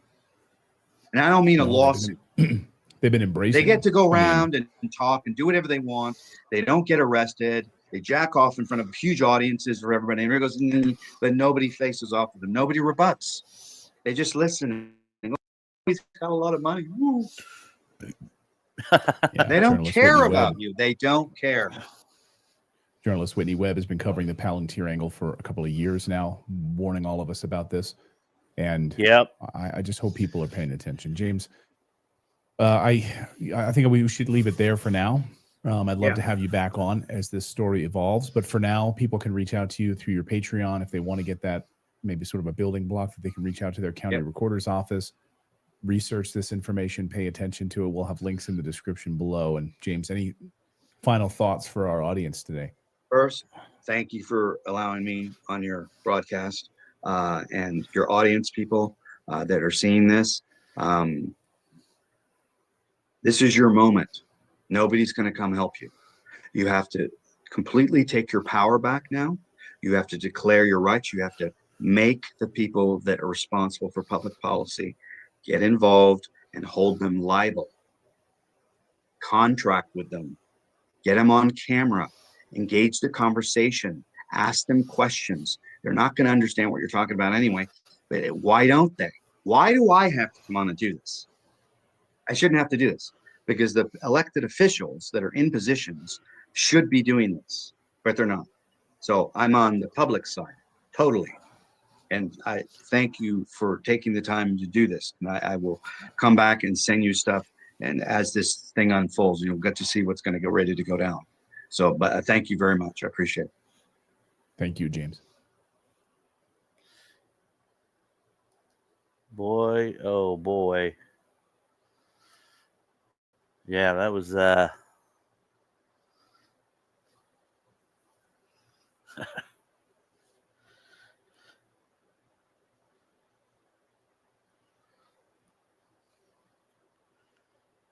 it's not good, folks.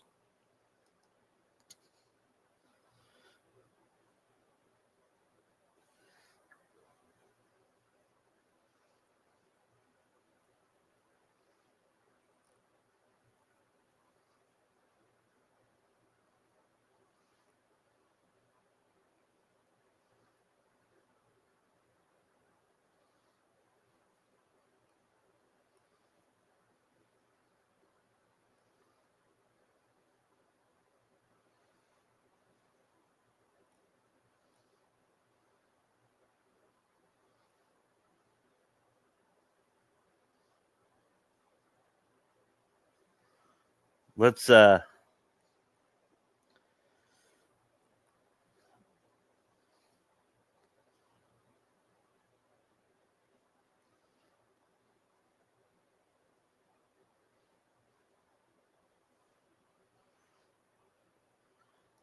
want to look into something real quick. When did Johns Hopkins start working on the research of organoid intelligence?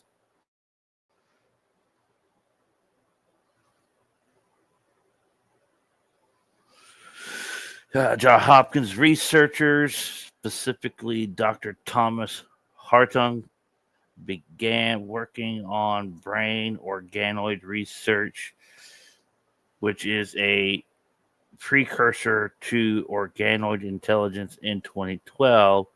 They started growing and assembling brain cells into functional organoids using human skin cells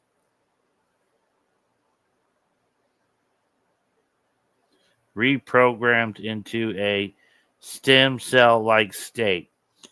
This work eventually led to the concept and development of organoid intelligence. According to Johns Hopkins University,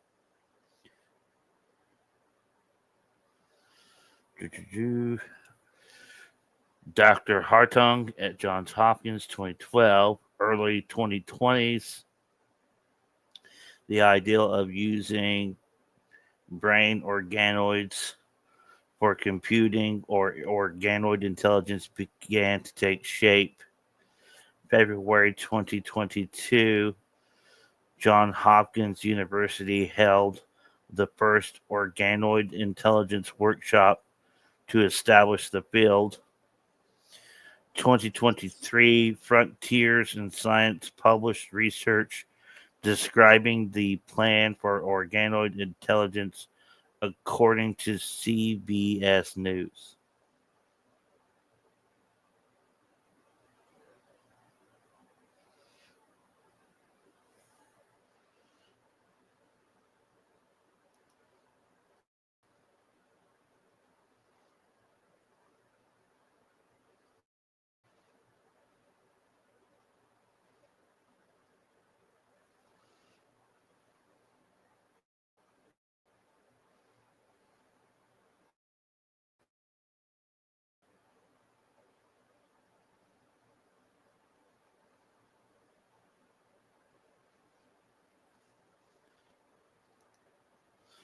There we go. What other institutions are researching? The research into organoid intelligence extends beyond Johns Hopkins University to include institutions and companies around the globe. Key players identified through various publications include academic institutions, University of California of San Diego, Yale University, Carnegie Mellon University, University of Washington, University of Kazakhstan, which is in Germany, University of Tasmania, Australia, University of Luxembourg, Anson University, Loughborough University, University of Barcelona,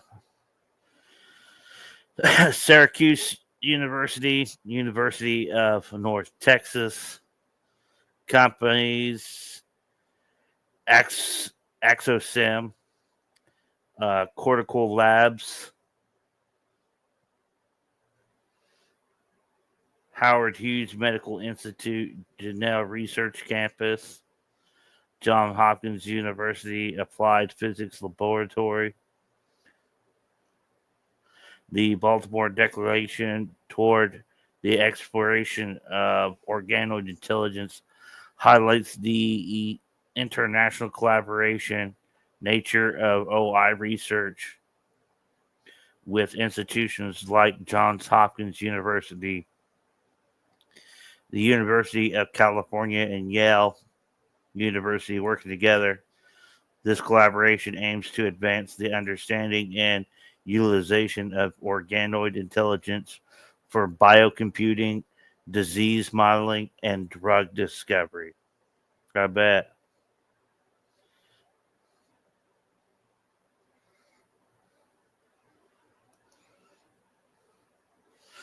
Could Neuralink be considered research and organoid intelligence?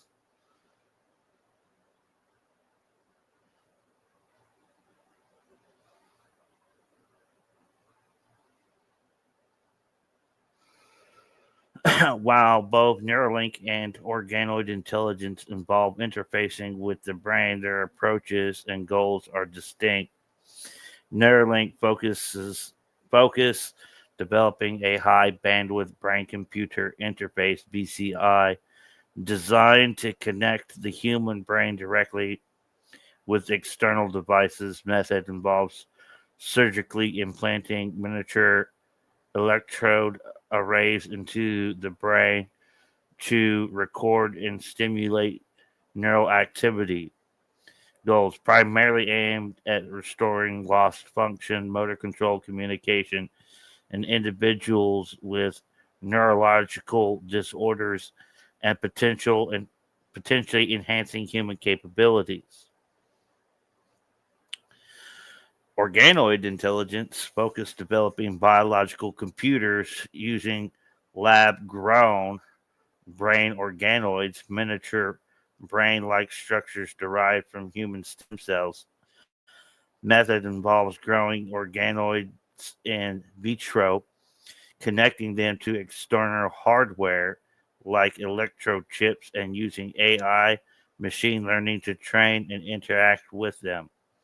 Goal is exploring the computational capabilities of biological systems, developing new models for studying brain development and diseases, and potentially creating more efficient and adaptable computing platforms, making better computers. Relationship. While Neuralink is not directly focused on developing OI, there is some potential overlap and synergy between the two fields. Shared interest in brain-machine interface (BMIs). Both fields utilize advanced BMI technology for interacting with neural tissue. Potential for synergy. Future development in OI could potentially benefit from Neuralink's advancements in high bandwidth interface and surgical robotics. Say frontiers. Different scales of interaction. Neuralink is focused on interfacing with living human brains, whereas OI focuses on developing and interacting with in vitro models.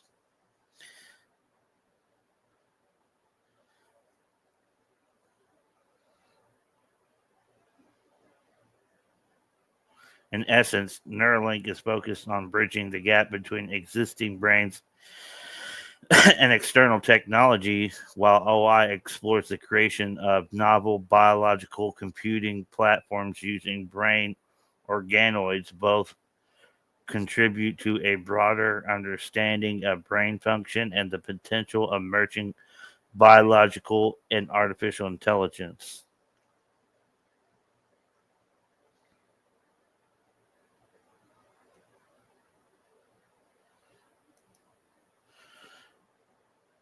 Could organoid intelligence have laid the groundwork for Neuralink?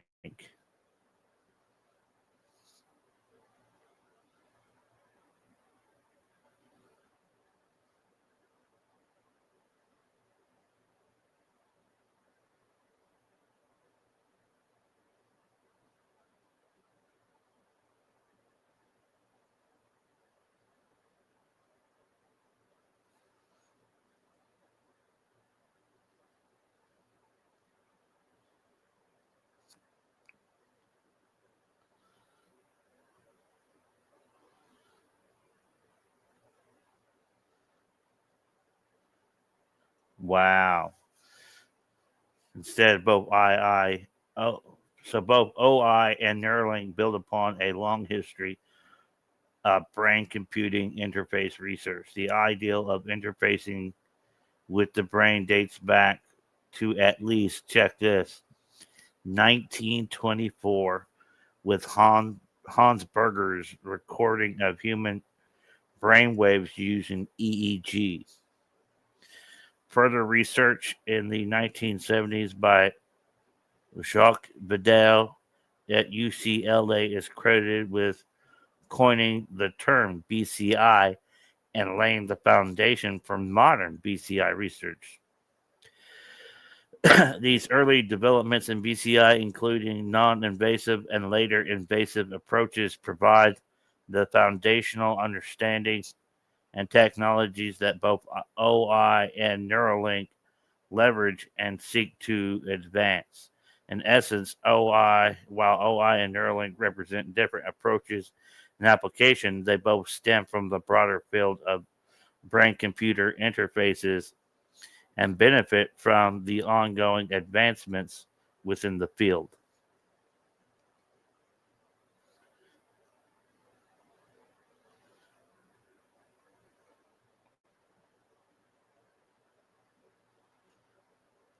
Yeah, not good.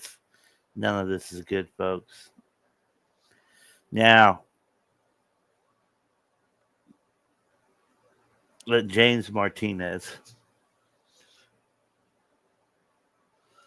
who was dropping those information bombs in that video, help to expose MK Ultra. This is where it's very important. This is where we're going to bring the pieces of the puzzle together.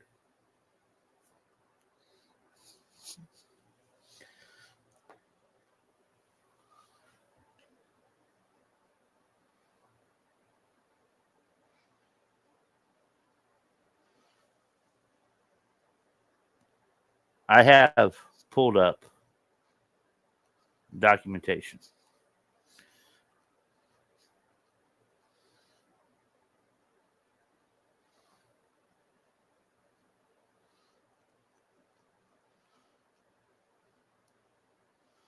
The title of this is called Mind War.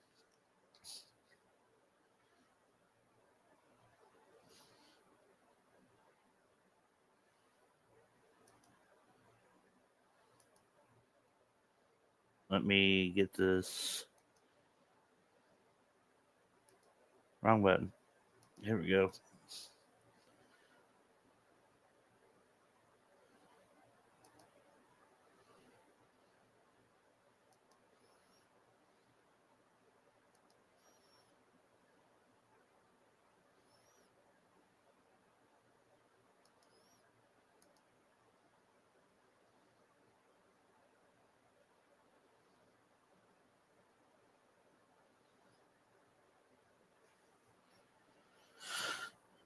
Trying to get these files pulled up.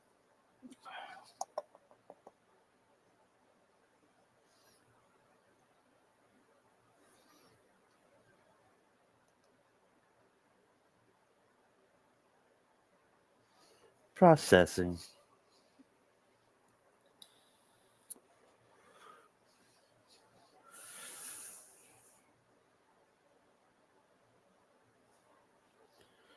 There we go.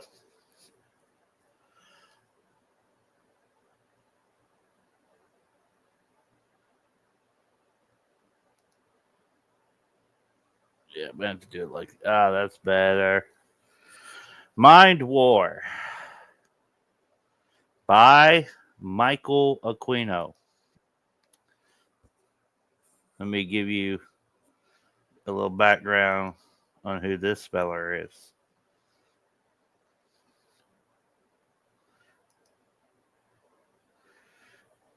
Who is Lieutenant Colonel Michael Aquino?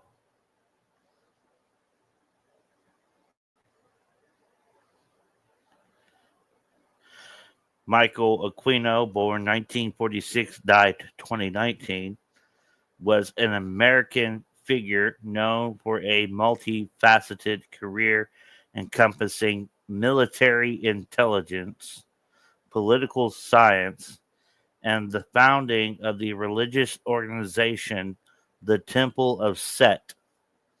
Key aspects of his life: military career. Aquino served as a U.S.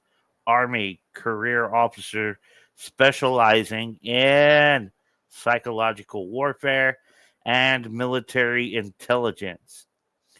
He became a lieutenant colonel before his retirement in 1994. His service included a tour in Vietnam. Academic background: he held a bachelor's associate, master's associate, and PhD in political science from the University of California, Santa Barbara, and an MPA in public administration from George Washington University. He also taught as an adjunct professor of political science at Golden Gate University. Founder of Temple of Set, Aquino was the founder and high priest of the Temple of Set, a theistic satanic religious organization established in 1975 after leaving the Church of Satan. He believes Satan was a derivation of an ancient Egyptian deity Set and aimed to supersede the Church of Satan with his new organization dedicated to the worship of Set, says encyclopedia.com. The temple emphasizes self-deification, my apologies, and the development of the individual. Controversies. Aquino was investigated in late 1980 for allegations of child molestation at an Army daycare center at the Presidio in San Francisco. However, no charges were filed, and a grand jury dismissed the case in 1990. In summary, Michael Aquino was a U.S. military intelligence officer and a scholar who became a prominent figure in the occult and satanic community, funding and leading to the Temple of Set. He was also involved in controversies related to accusations of child abuse, from which he was exonerated. I bet he was. They all are.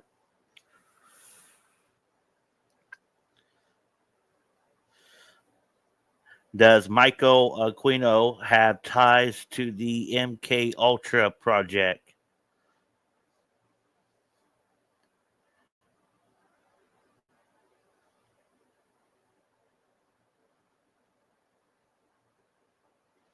Claims have been made linking Michael Aquino to the MK Ultra project, the controversial and illegal CIA mind control program, for example. Some people believe he is tied to MK Ultra and the disappearance of Johnny Gosch, according to an Amazon.com book description. There are also rumors and discussions surrounding Quino's involvement in PSYOPs and potential connection to intelligence activities or psychological experimentation. However, it is crucial to note that official evidence directly linking Michael Aquino to MK Ultra is not readily available for public or publicly confirmed. While Michael Aquino's military intelligence specializing in psychological warfare, PSYOPs, and his high security clearance provides him with access to classified information and involvement in potential sensitive operations. Claims of direct involvement in MK Ultra remain largely within the realm of allegations, speculation, and conspiracy theories. It's important to distinguish between Aquino's documented involvement in psychological operations, such as experiments using amplified sound to disorient enemy soldiers in Vietnam, and unproven allegations related to mind control experiments associated with MK Ultra. In summary, while there are claims and discussions suggesting a connection between Michael Aquino and MK Ultra, particularly within certain corners of conspiracy research and commentary, these claims are not officially sustained by declassified documents or publicly confirmed evidence.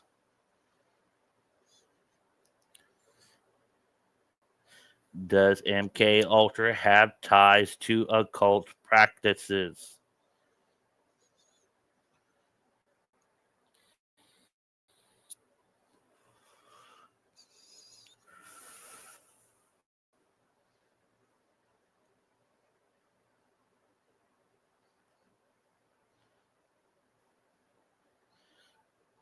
While MK Ultra is most commonly associated with experiments involving drugs, sensory deprivation, and other psychological manipulation techniques, there are claims and discussions suggesting potential connections to occult practices.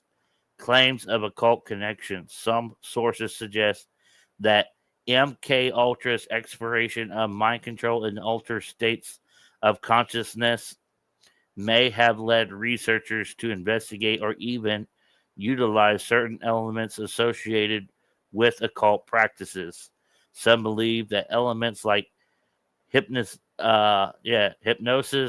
ritual, and esoteric symbols, which can be found within some occult traditions, were potentially employed or studied within the context of MK Ultra's broader objectives related to mind manipulation and psychological torture. There are also claims linking MK Ultra to so-called mystery religions, anthropology, Satanism, demonology, and various forms of magic, including sexual magic, as tools of domination. One source mentions that MK Ultra involved exploring various techniques to alter human behavior, including hypnosis and even magic.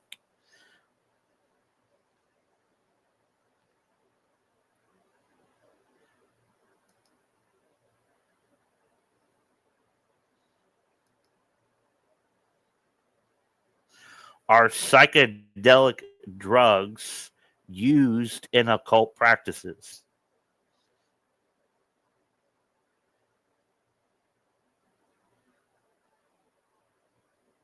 Yes, psychedelic drugs have a long and well documented history of use in various spiritual, religious, and occult practices around the world. These substances are often referred to as entheogens when used in the context of spiritual or religious exploration, meaning generating the divine from within, right?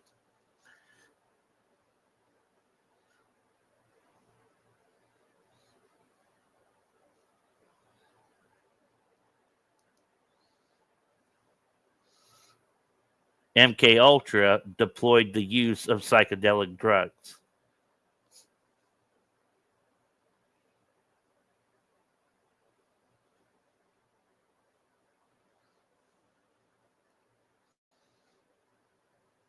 Yes, MK Ultra extensively deployed the use of psychedelic drugs, most notably LSD, as central component of its mind control and interrogation experiments.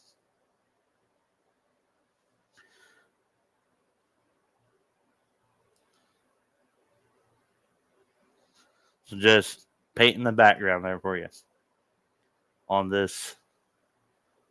The author of this paper,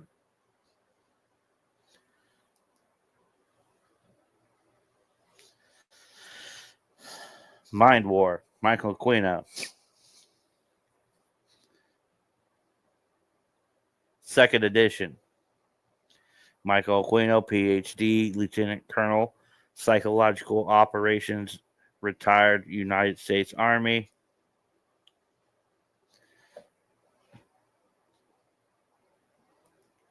About to see another name. 2. Colonel John B. Alexander, USA. FYI. That man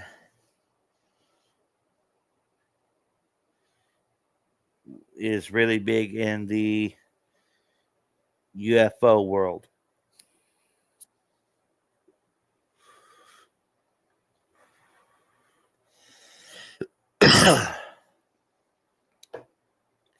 He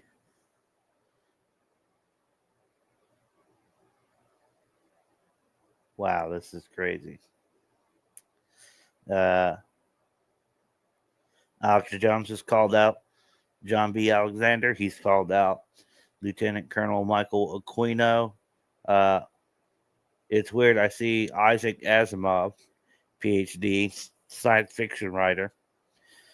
He's the guy that came up with iRobot.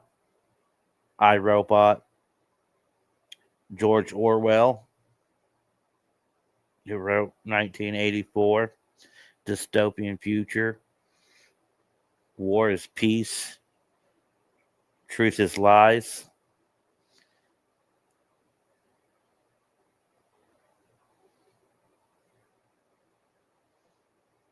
Henry Jones Jr. That's Indiana Jones. Walt Disney.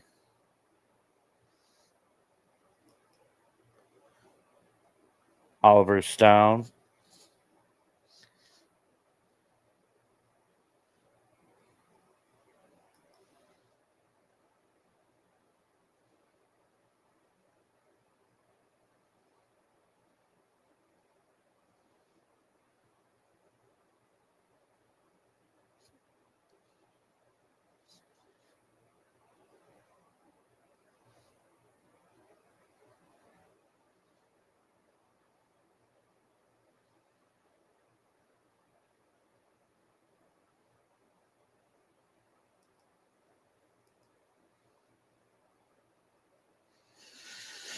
Dedications.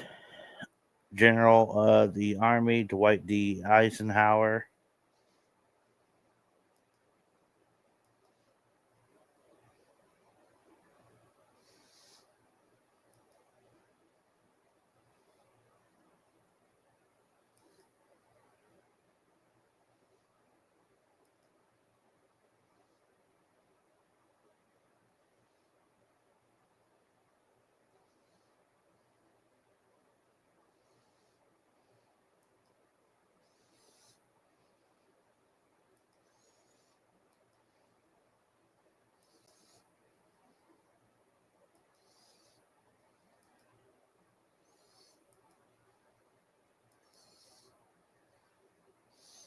on Project Jedi.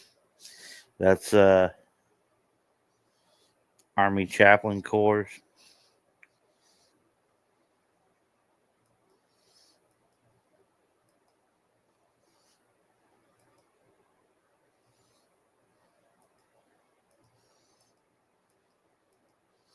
This is still the table. Here we go. The bear.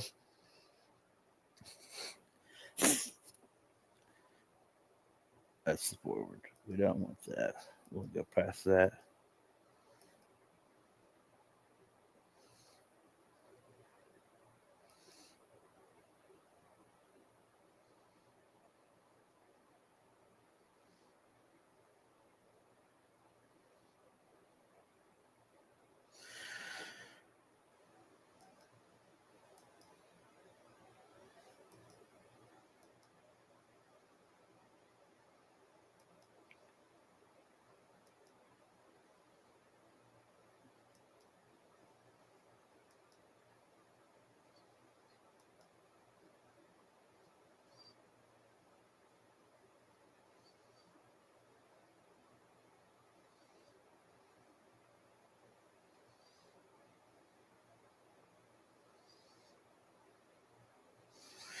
Mymore went through many drafts prior to publication, and I am deeply grateful to the revered sages who inspired and critiqued its development. Some of these are recognized in the dedication, others have preferred to remain anonymous. Common to all of them, in my perception and administration or admiration, is the shared conviction that humanity deserves a future and a fate better than self extermination. A special appreciation is acknowledged to Dr. Gregory S. Cece.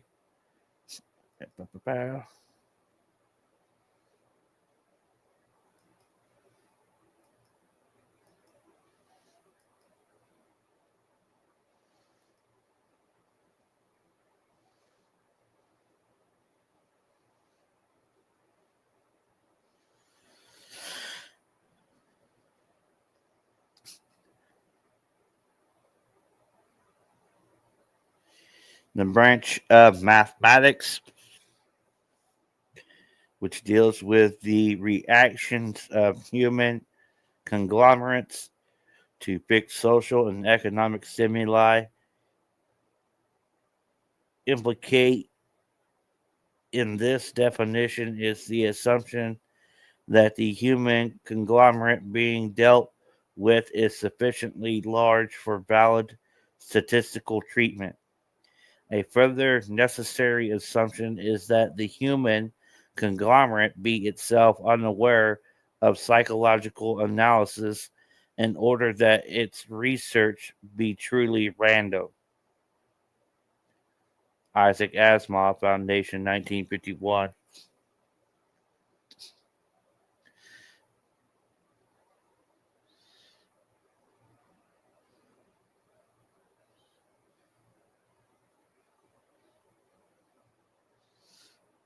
In the later 1970s, psychological operations PSYOP doctrine in the U.S. Army had yet to emerge from the disappointment and the frustrations of the Vietnam War.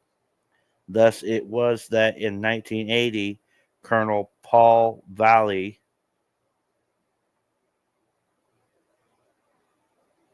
commander of the 7th PSYOP group, asked Major Michael Aquino at his headquarters, PSYOP Research and Analysis team leader, to draft a paper that would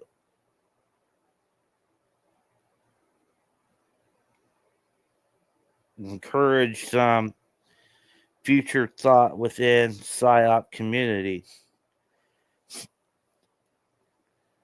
He did not want a Vietnam post-mortem, but rather some fresh and innovative ideas concerning psyops, evolution, and application. I prepared an initial draft, which Valley reviewed and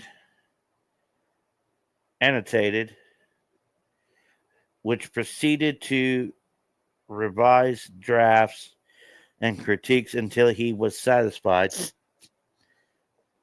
And the result of that was the concept paper From PSYOP to Mind War, the psychology of victory. Valley sent copies of it to various governmental offices, agencies, commands, and publications involved or interested in PSYOP. He intended it not as an article for publication, but simply as a talking paper to stimulate dialogue. In this, it was quite successful, judging by the extensive and lively letters he received.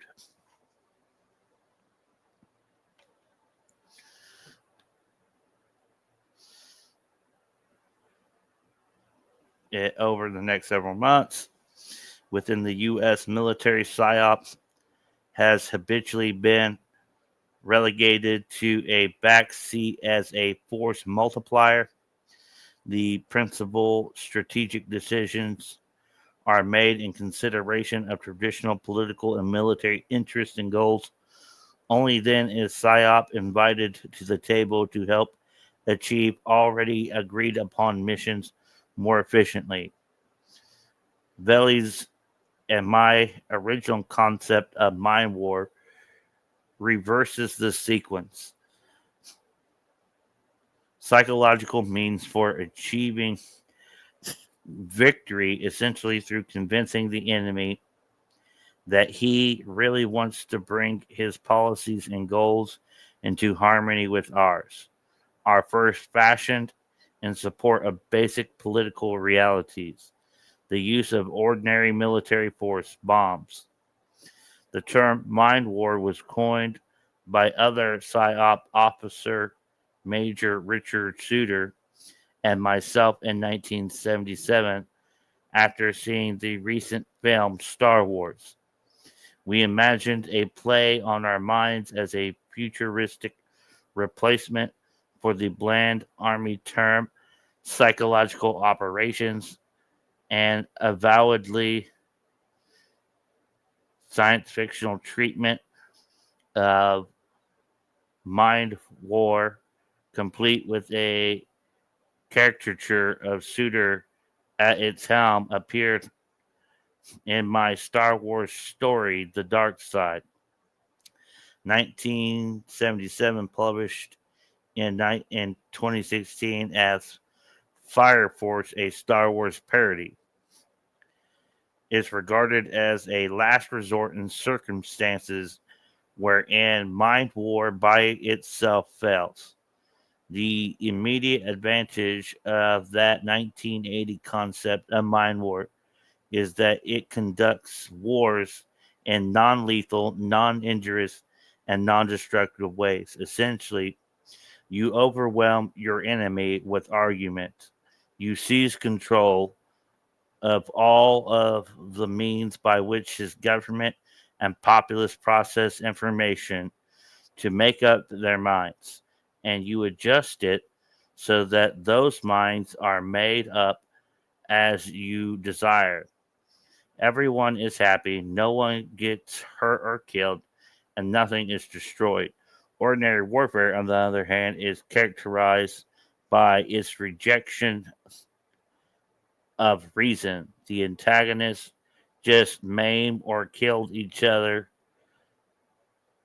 people, and steal or destroy each other's land until one side is hurt so badly that it gives up, or both sides are hurt so badly that they agree to stop short of victory.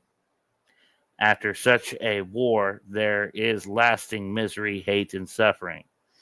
The only losers in mind war are the war profiteers, governments, corporations, and entrepreneurs, which grow fat on orders for helicopters, tanks, guns, munitions. Consequently, what President Dwight Eisenhower referred to as the military industrial complex can be counted upon to resist implementation of mind war as the governing strategic conflict doctrine. Until the latest of our world conflict, the United States had no armament industry. American makers of plowshares could, with time and as required, make swords as well. But we can no longer risk emergency improvisation of national defense. We have been compelled to create a permanent armaments industry of vast proportions. Added to this, 3.5 million men and women are directly engaged in the defense establishment. We annually spend on military security alone more than the net income of all U.S. corporations. Now this conjunction is an immense military establishment and a large arms industry is new in the American experience. The total influence, economic, 30, political, even spiritual, is felt in every city, every state house, every office of the federal government. We recognize the imperative need for this development. Yet, we must not fail to comprehend its grave implications. Our toil, resources, and livelihood are all involved. So is the very structure of our society. In the councils of government, we must guard against the acquisition of unwarranted influence, whether sought or unsought, by the military industrial complex. The potential for the disastrous rise of misplaced power exists and will persist. We must never let the weight of this combination endanger our liberties or democratic process. We should take nothing for granted. Only an alert and knowledgeable citizenry can compel the proper meshing of the huge industrial and military machinery of defense with our peaceful methods and goals, so that security and liberty may prosper together. A subsequent history evidence Ike's warning was not heeded or simply came too late. Indeed, the principal, if not exclusively driving force for modern industrialized nations' wars today, is economic advantage and profit, with social political themes such as freedom, democracy, and national security merely providing a propaganda veneer to distract and inflame the public. John F. Kennedy's fate after officially deciding to end U.S. military involvement in Vietnam has not been lost on his successors in the White House. That's the 1980 Mind War Prospectus in its most simplified form.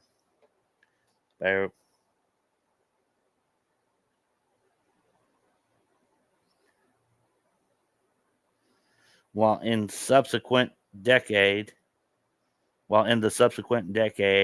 there was no reason to anticipate that this paper would have any official effect upon U.S. PSYOP doctrine within or beyond the Army.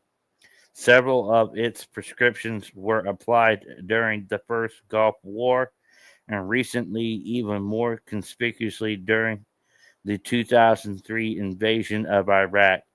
In both instances, intense psyop was directed against the object of the attack, while a simultaneous public affairs effort was made to shield U.S. U.S. domestic public opinion from the type of independent, critical media coverage that plagued the Vietnam War by embedding journalists with military units to inevitably channel their perspectives and perceptions.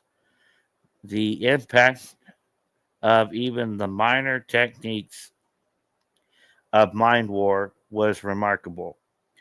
A psychological climate of inexorable U.S. victory was created and sustained in both the United States and Iraq, which accelerated that outcome on the ground. Somewhat less positively, the failure of mind war in this instance to be guided by only the most rigorous principles of truth and ethics has just an inexorable led to a substantial post-invasion evaporation of the euphoric climate. Therein lies the Achilles heel of mind war, invoking as it does the most intense emotions and commitments of its audience. It must deliver the goods as they are judged by the target audience. If the ethical values of those audiences are not respected, if mind war is used only in service of ulterior motives and objectives, the resulting disintoxication can be socially shattering. In addition to requiring an absolute ethical anchor, the advanced mind war described in this book necessarily extends significantly beyond the time and space boundaries of the immediate battlefield. In this, it differs markedly from Valley's and my initial concept, which was simply to reserve its battlefield subordination to PW combat.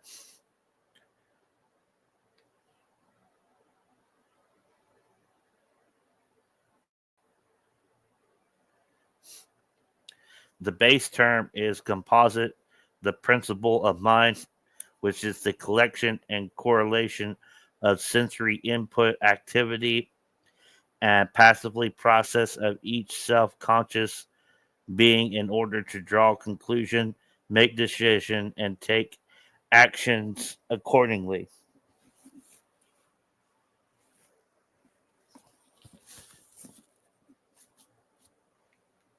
The principle of war, which is the extreme expression of intolerance of a current disagreement between at least two social groups when ordinary attempts to resolve it by discussion and diplomacy fail. Psychology is the study of mind processes and their resultant expression.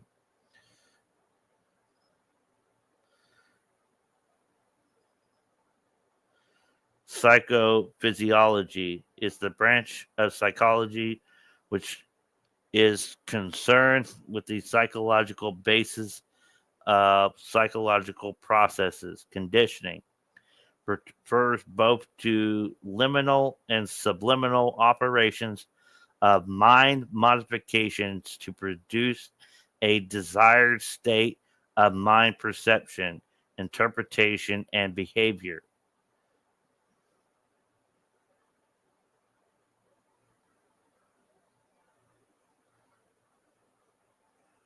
The problem tailored mixture of psychological and psychological conditioning is the providence mind war branch and is detailed in chapter 3.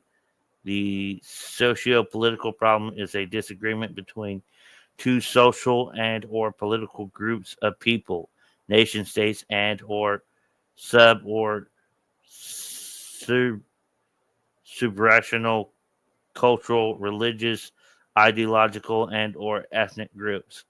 War results when the problem is sufficiently persistent and intolerable that it cannot be further endured by the participants.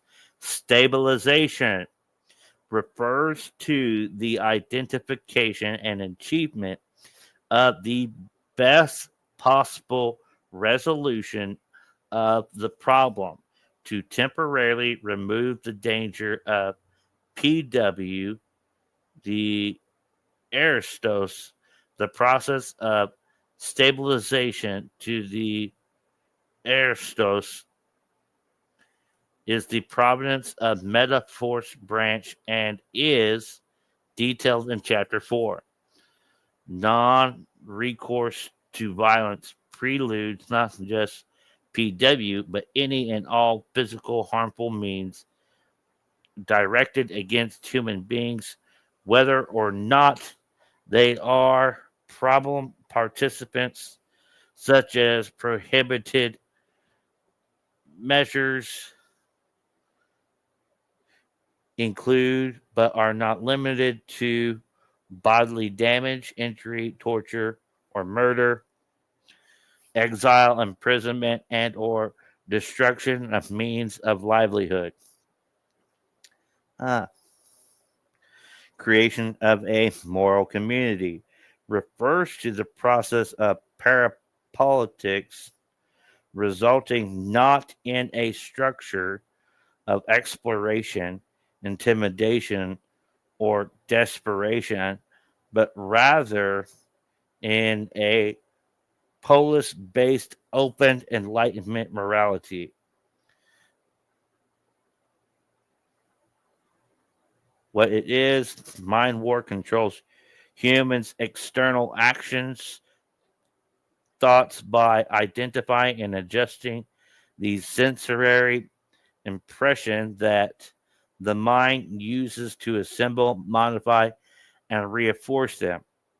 Human sensory-based thoughts from the basis for their constructed outward personalities, and in groups their morals bases, beliefs, traditions, habits, and taboos. Thus, through a gradual process, mind war controls groups of humans.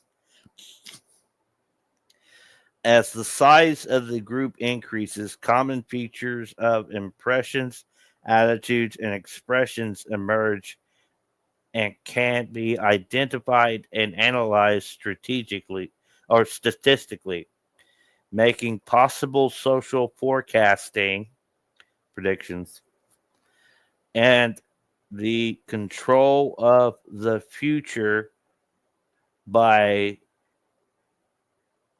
aggregate, not individual manipulation. This is the basis of Isaac Asimov's science fictional psychohistory and the less ambitious but demonstrable practical political science forecasting. Such techniques and procedures can be applied regardless of how such groups are styled or named. Cultures, tribes, societies, nations, humans usually believe that their individual and collective perception and opinions are independently, voluntarily developed. This sense of thought independence is the basis for the general ideal of the desirability of democracy over group decision. Group decision making systems, it consists of a majority of independent minds, supposedly will result in the best and fairest policies for the entire group, such as a rose-tinted image of democracy is, of course, an illusion. Both governments and private sector interests devote intense, constant efforts to shaping public perception of reality, from peanut butter to PW, which PW's psychological warfare. These perceptions are guided subtly, pressed directly, and reinforced socially. By the time the masses are permitted to vote, the parameters of their vote have already been predetermined, with only tokenistic variations in the outcome possible. Like his PSYOP predecessor, the Mind Warrior sees behind the curtain of illusion because professionally he is a weaver of such curtains. The perspective is clarity of sight also confronts him with the aforementioned ethical responsibilities to exercise his craft according to only the highest and most rigorous values of human individuality and dignity. At any threshold below, this mind war would raise the specter of George Orwell's 1984 thought police. What distinguishes mind war from ordinary political, social, and cultural perception and behavior influencing efforts is its focus, duration, and intensity. Like PW, MW is a situation specific operation to deal with a problem of immediate urgency. During this crisis, MW overwhelms an existing mundane behavior dictating system, replacing them with a more sophisticated, comprehensive, and effective package.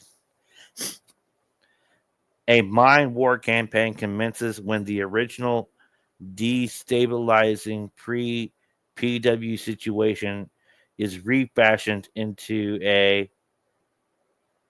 This is not to imply that MW enters a new situation without prior knowledge of the area and participants in question. Ongoing country area orientation remains a general responsibility of MWB. Assets, but a higher level of concentration and access activation commences once a MW campaign is initiated. Clearly defined and articulated problem. MW Phase 1. The participants are transformed from mutual enemies into allies against that problem as the common enemy. Phase 1 culminates with a progressively more refined diagnosis of the problem, resulting in formulation of the airstos to stabilize it. The process of conditioning and transforming the participants is initiated remotely by Mind War Branch MWB and is continued through Phase 4. Mind War Phase 2, the Aristos is reverse engineered from accomplishment to the present to establish the most effective, efficient, and economical path to its realization. The necessary organization's assets and bases are devised and assembled. Phase 3 consists of the achievement of the Aristos under the guidance of Metaforce branch teams.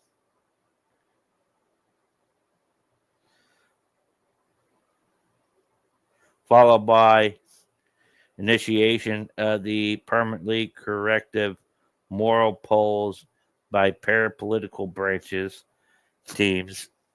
Phase 4 formalizes mind war victory in the completion of the polls and departure of PPB.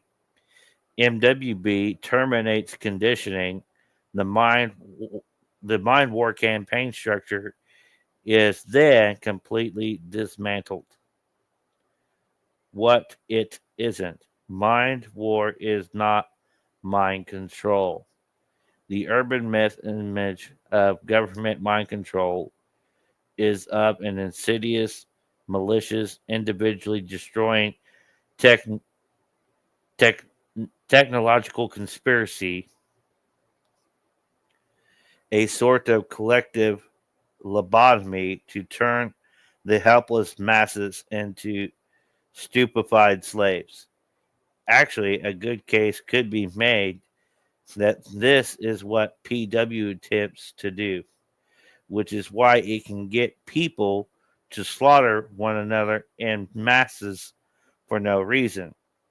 The conditioning of the MWB has one and only one purpose: to change existing animalistic prejudices and antagonism into intelligent, amicable cooperation.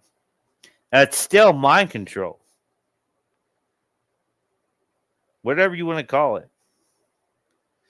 MWB does not dictate nor even suggest where this cooperation should lead. Once all problem participants are working together, they will go through the steps to identify and establish the Aristoteles.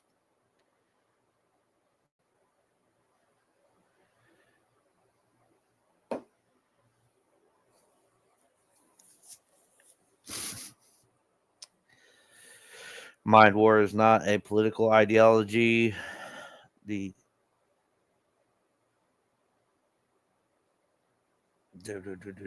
mind war is not a religion. Human religions are a consequence of the mystery of the why of the constitution of our natural universe and the juxtaposition of individual consciousness to it, which mind war psychons do not address and would have no purpose in addressing if they could, as discussed in chapter 3. The soul is a manifestation of conceptual consciousness above and beyond both psychological and psychophysiology. The morality of Cal Gagassia is not that of any sectarian religious code or practice, but that of enlightened humanitarianism embracing any natural or supernatural theology. Mind war is not zombification.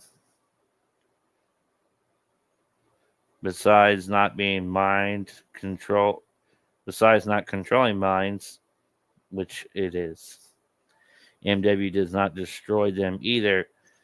Sensationalist media exposés of government-sponsored brain experimentation, whether true or fanciful, have no connection whatever with mind war, which is completely and without exception non-physically or medically invasive. Indeed, the entire mind war process requires that all participants be able and willingly to function at their highest levels and focus of intelligence. And after phase 4, the future of the moral poles depends upon their self-determined, independent resolve to perpetuate this. The 3 laws of mind war governing of all mind war are its three laws. One, mind war is the conduct of war without injury or death to human beings and without the disruption or destruction of their means of livelihood.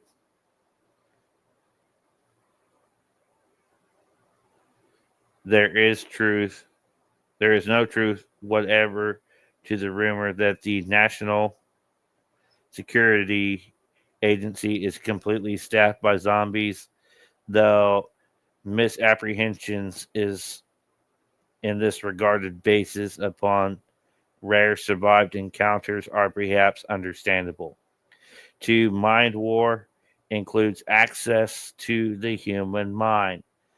This is done to stimulate its capacity for interest in cooperative problem solving. Three, PW is the consequence of mind war failure. Therefore, mind war must not be allowed to fail. C. Physical war is murder a right reserved for the hated nation. Captain Nemo, 20,000 Leagues Under the Sea, in view of the fact that the world is more or less constantly at war in multiple locales, and that the term is used frequently in any number of descriptive, argumentative, and emotional contexts. It's surprising how vague its meaning and how few people could define it if asked. What Merriam-Webster's defines war from the 12th century Anglo-French, where principally as a state of usually open and declare armed or hostile conflict between states or nations.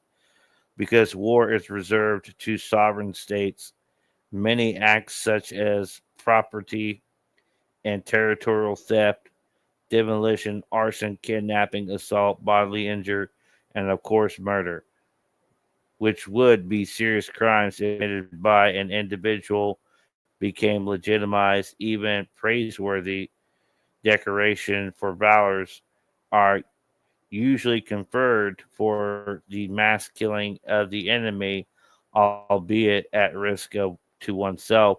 The accidental or incidental killing of innocent bystanders is not manslaughter, but merely collateral damage in the era of strategic bombing. The extermination of entire cities is considered to be legit and valorous. All that is needed to turn these acts from crimes into heroics is for the parent nation to be at war. Unsurprisingly, no one involved in such acts likes to contemplate this nonsensical distinction. If statesmen and soldiers were forced to apply the same standards and responsibilities to war as to individual, war would be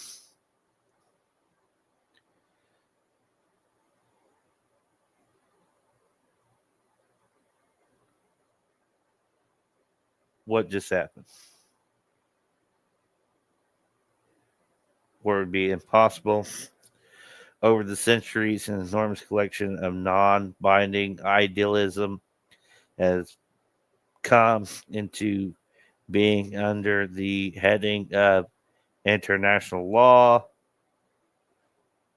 more recently formalized under various treaties such as the Geneva Conventions and multinational organizations such as the United Nations Charter.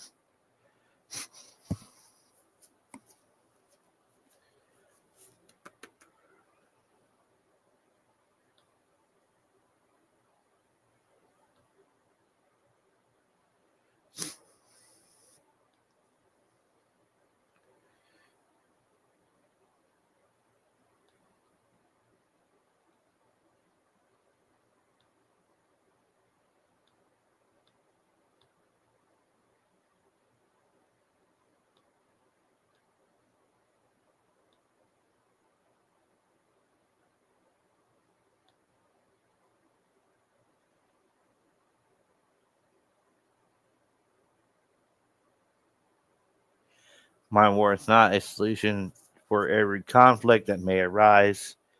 If it is implemented, will it necessarily be either a complete or permanent solution? What it is a preferred alternative to psychological war, or is it psychological, or is PW supposed to be physical? Aristos, which should be tried first. If it is successful, let's look something up real quick.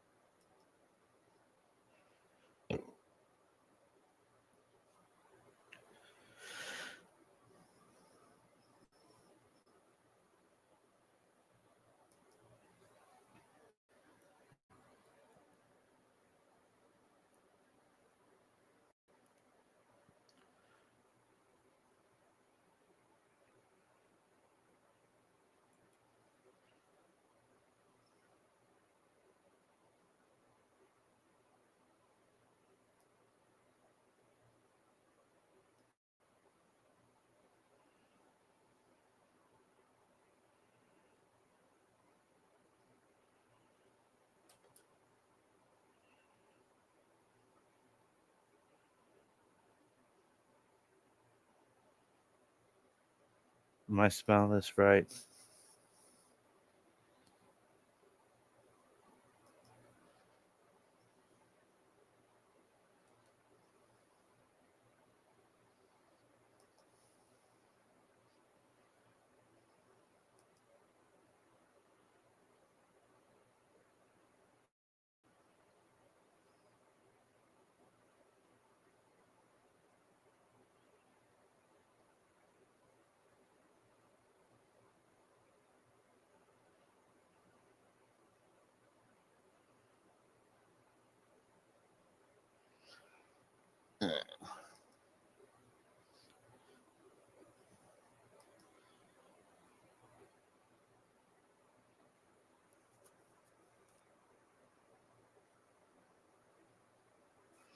Oh, yeah, I did spell it wrong.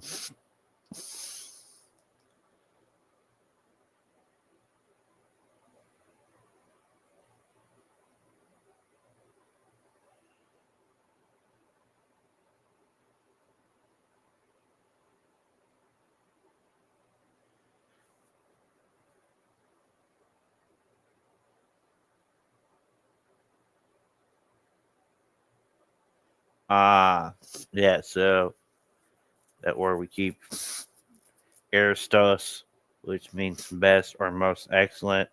This term holds significant historical and cultural importance, particularly in ancient Greek. Okay. Yeah, like, hey, I keep reading this word and I don't know what the heck it is. Now I do, though.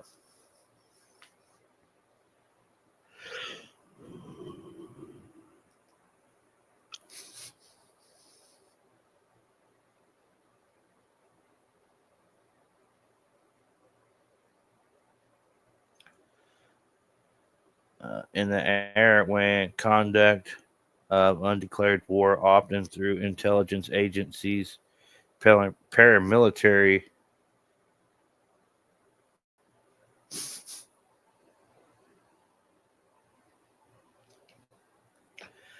Okay, that explains a lot. Paramilitary forces, mercenaries, proxy nations, and military advice aids has become the norm. All such devices for PW actions must be discontinued if they are allowed during the pre-war diplomacy period of relations between the parties. They will.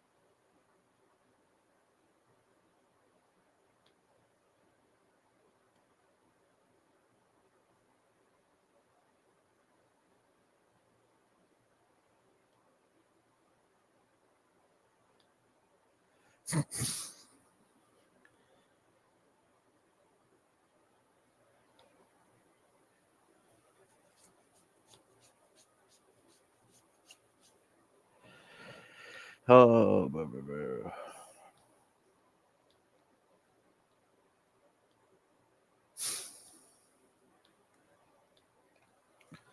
Let me see something real quick.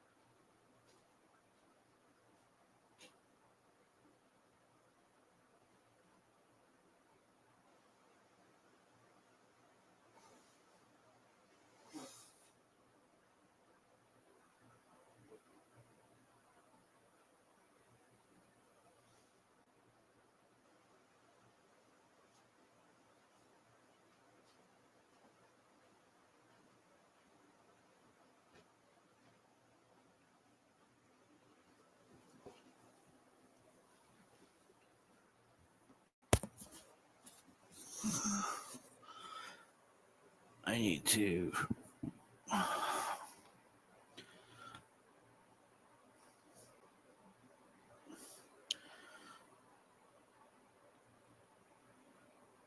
Come on.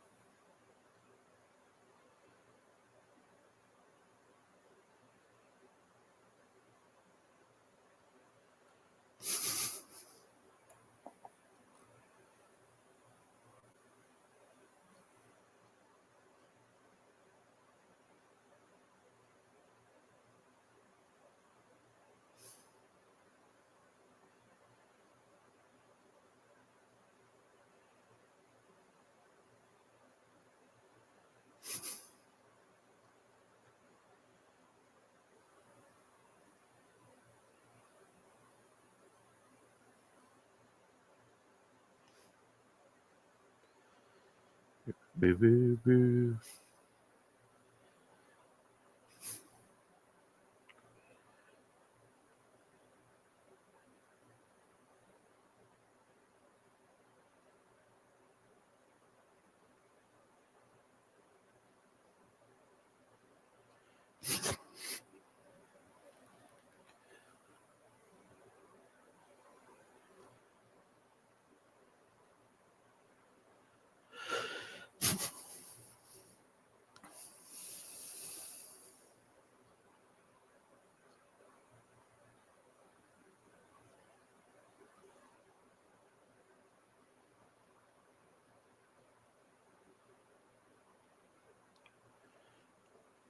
Here we go.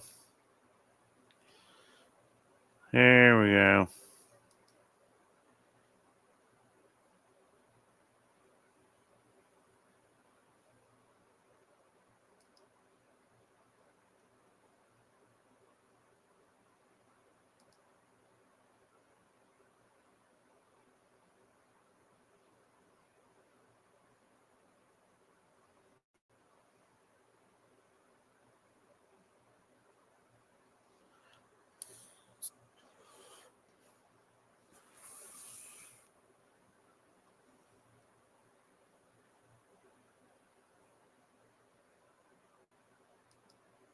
Did I go too far?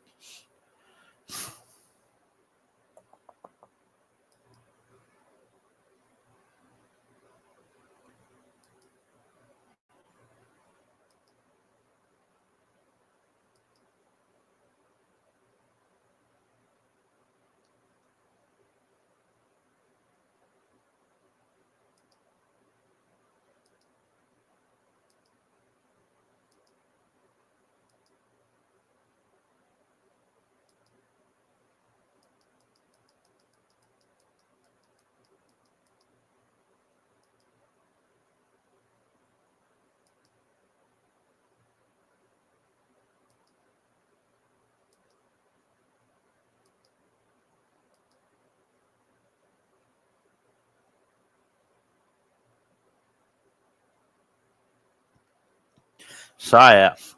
Un-American, but necessary. What does all this have to do with PSYOP? To be effective in this art, the Psi operator must venture beyond the Lockean universe, and he cannot allow his assessments of competitive universes to be distorted by Lockean faith-based values. If he condemns a competing ideological universe, such as Marxism's, a priori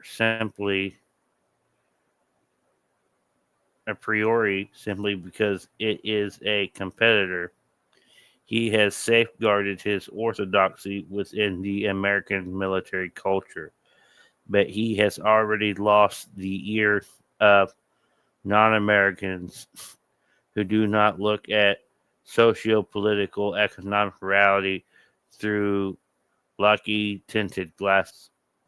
To be an effective, credible, a PSYOP challenge to Marxism must be evaluated it rationally and then propose a rational alternative to it, which is conceptually and demonstrably superior.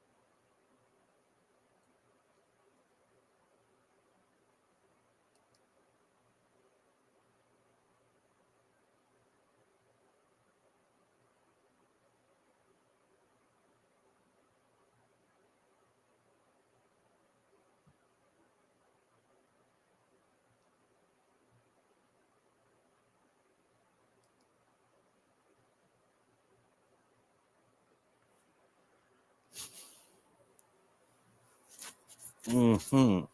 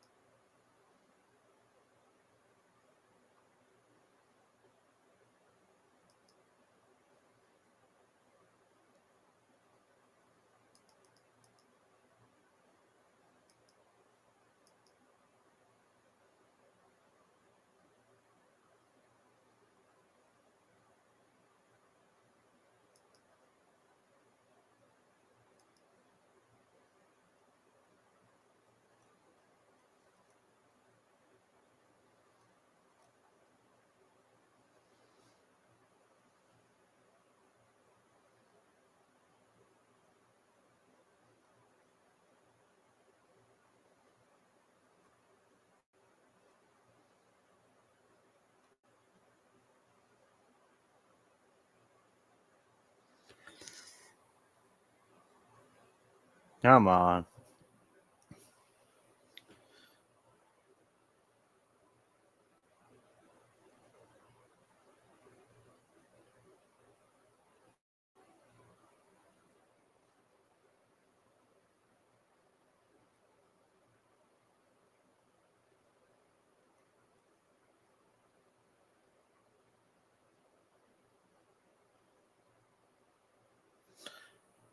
This thing is being so weird.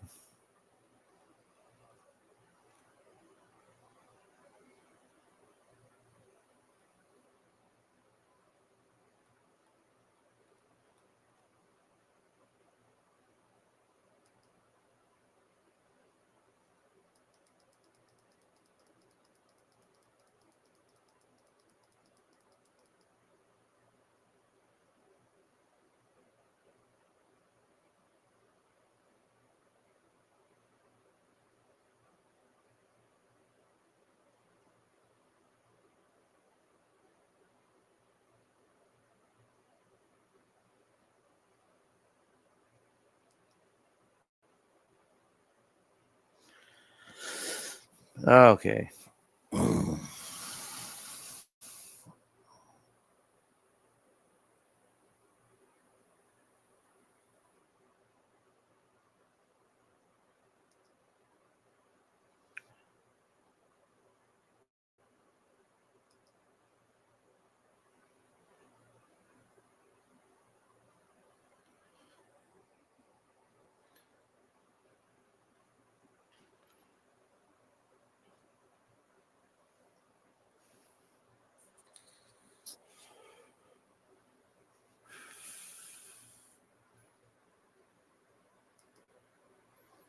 All right, folks. I'm gonna wrap it up. It's getting late. Uh,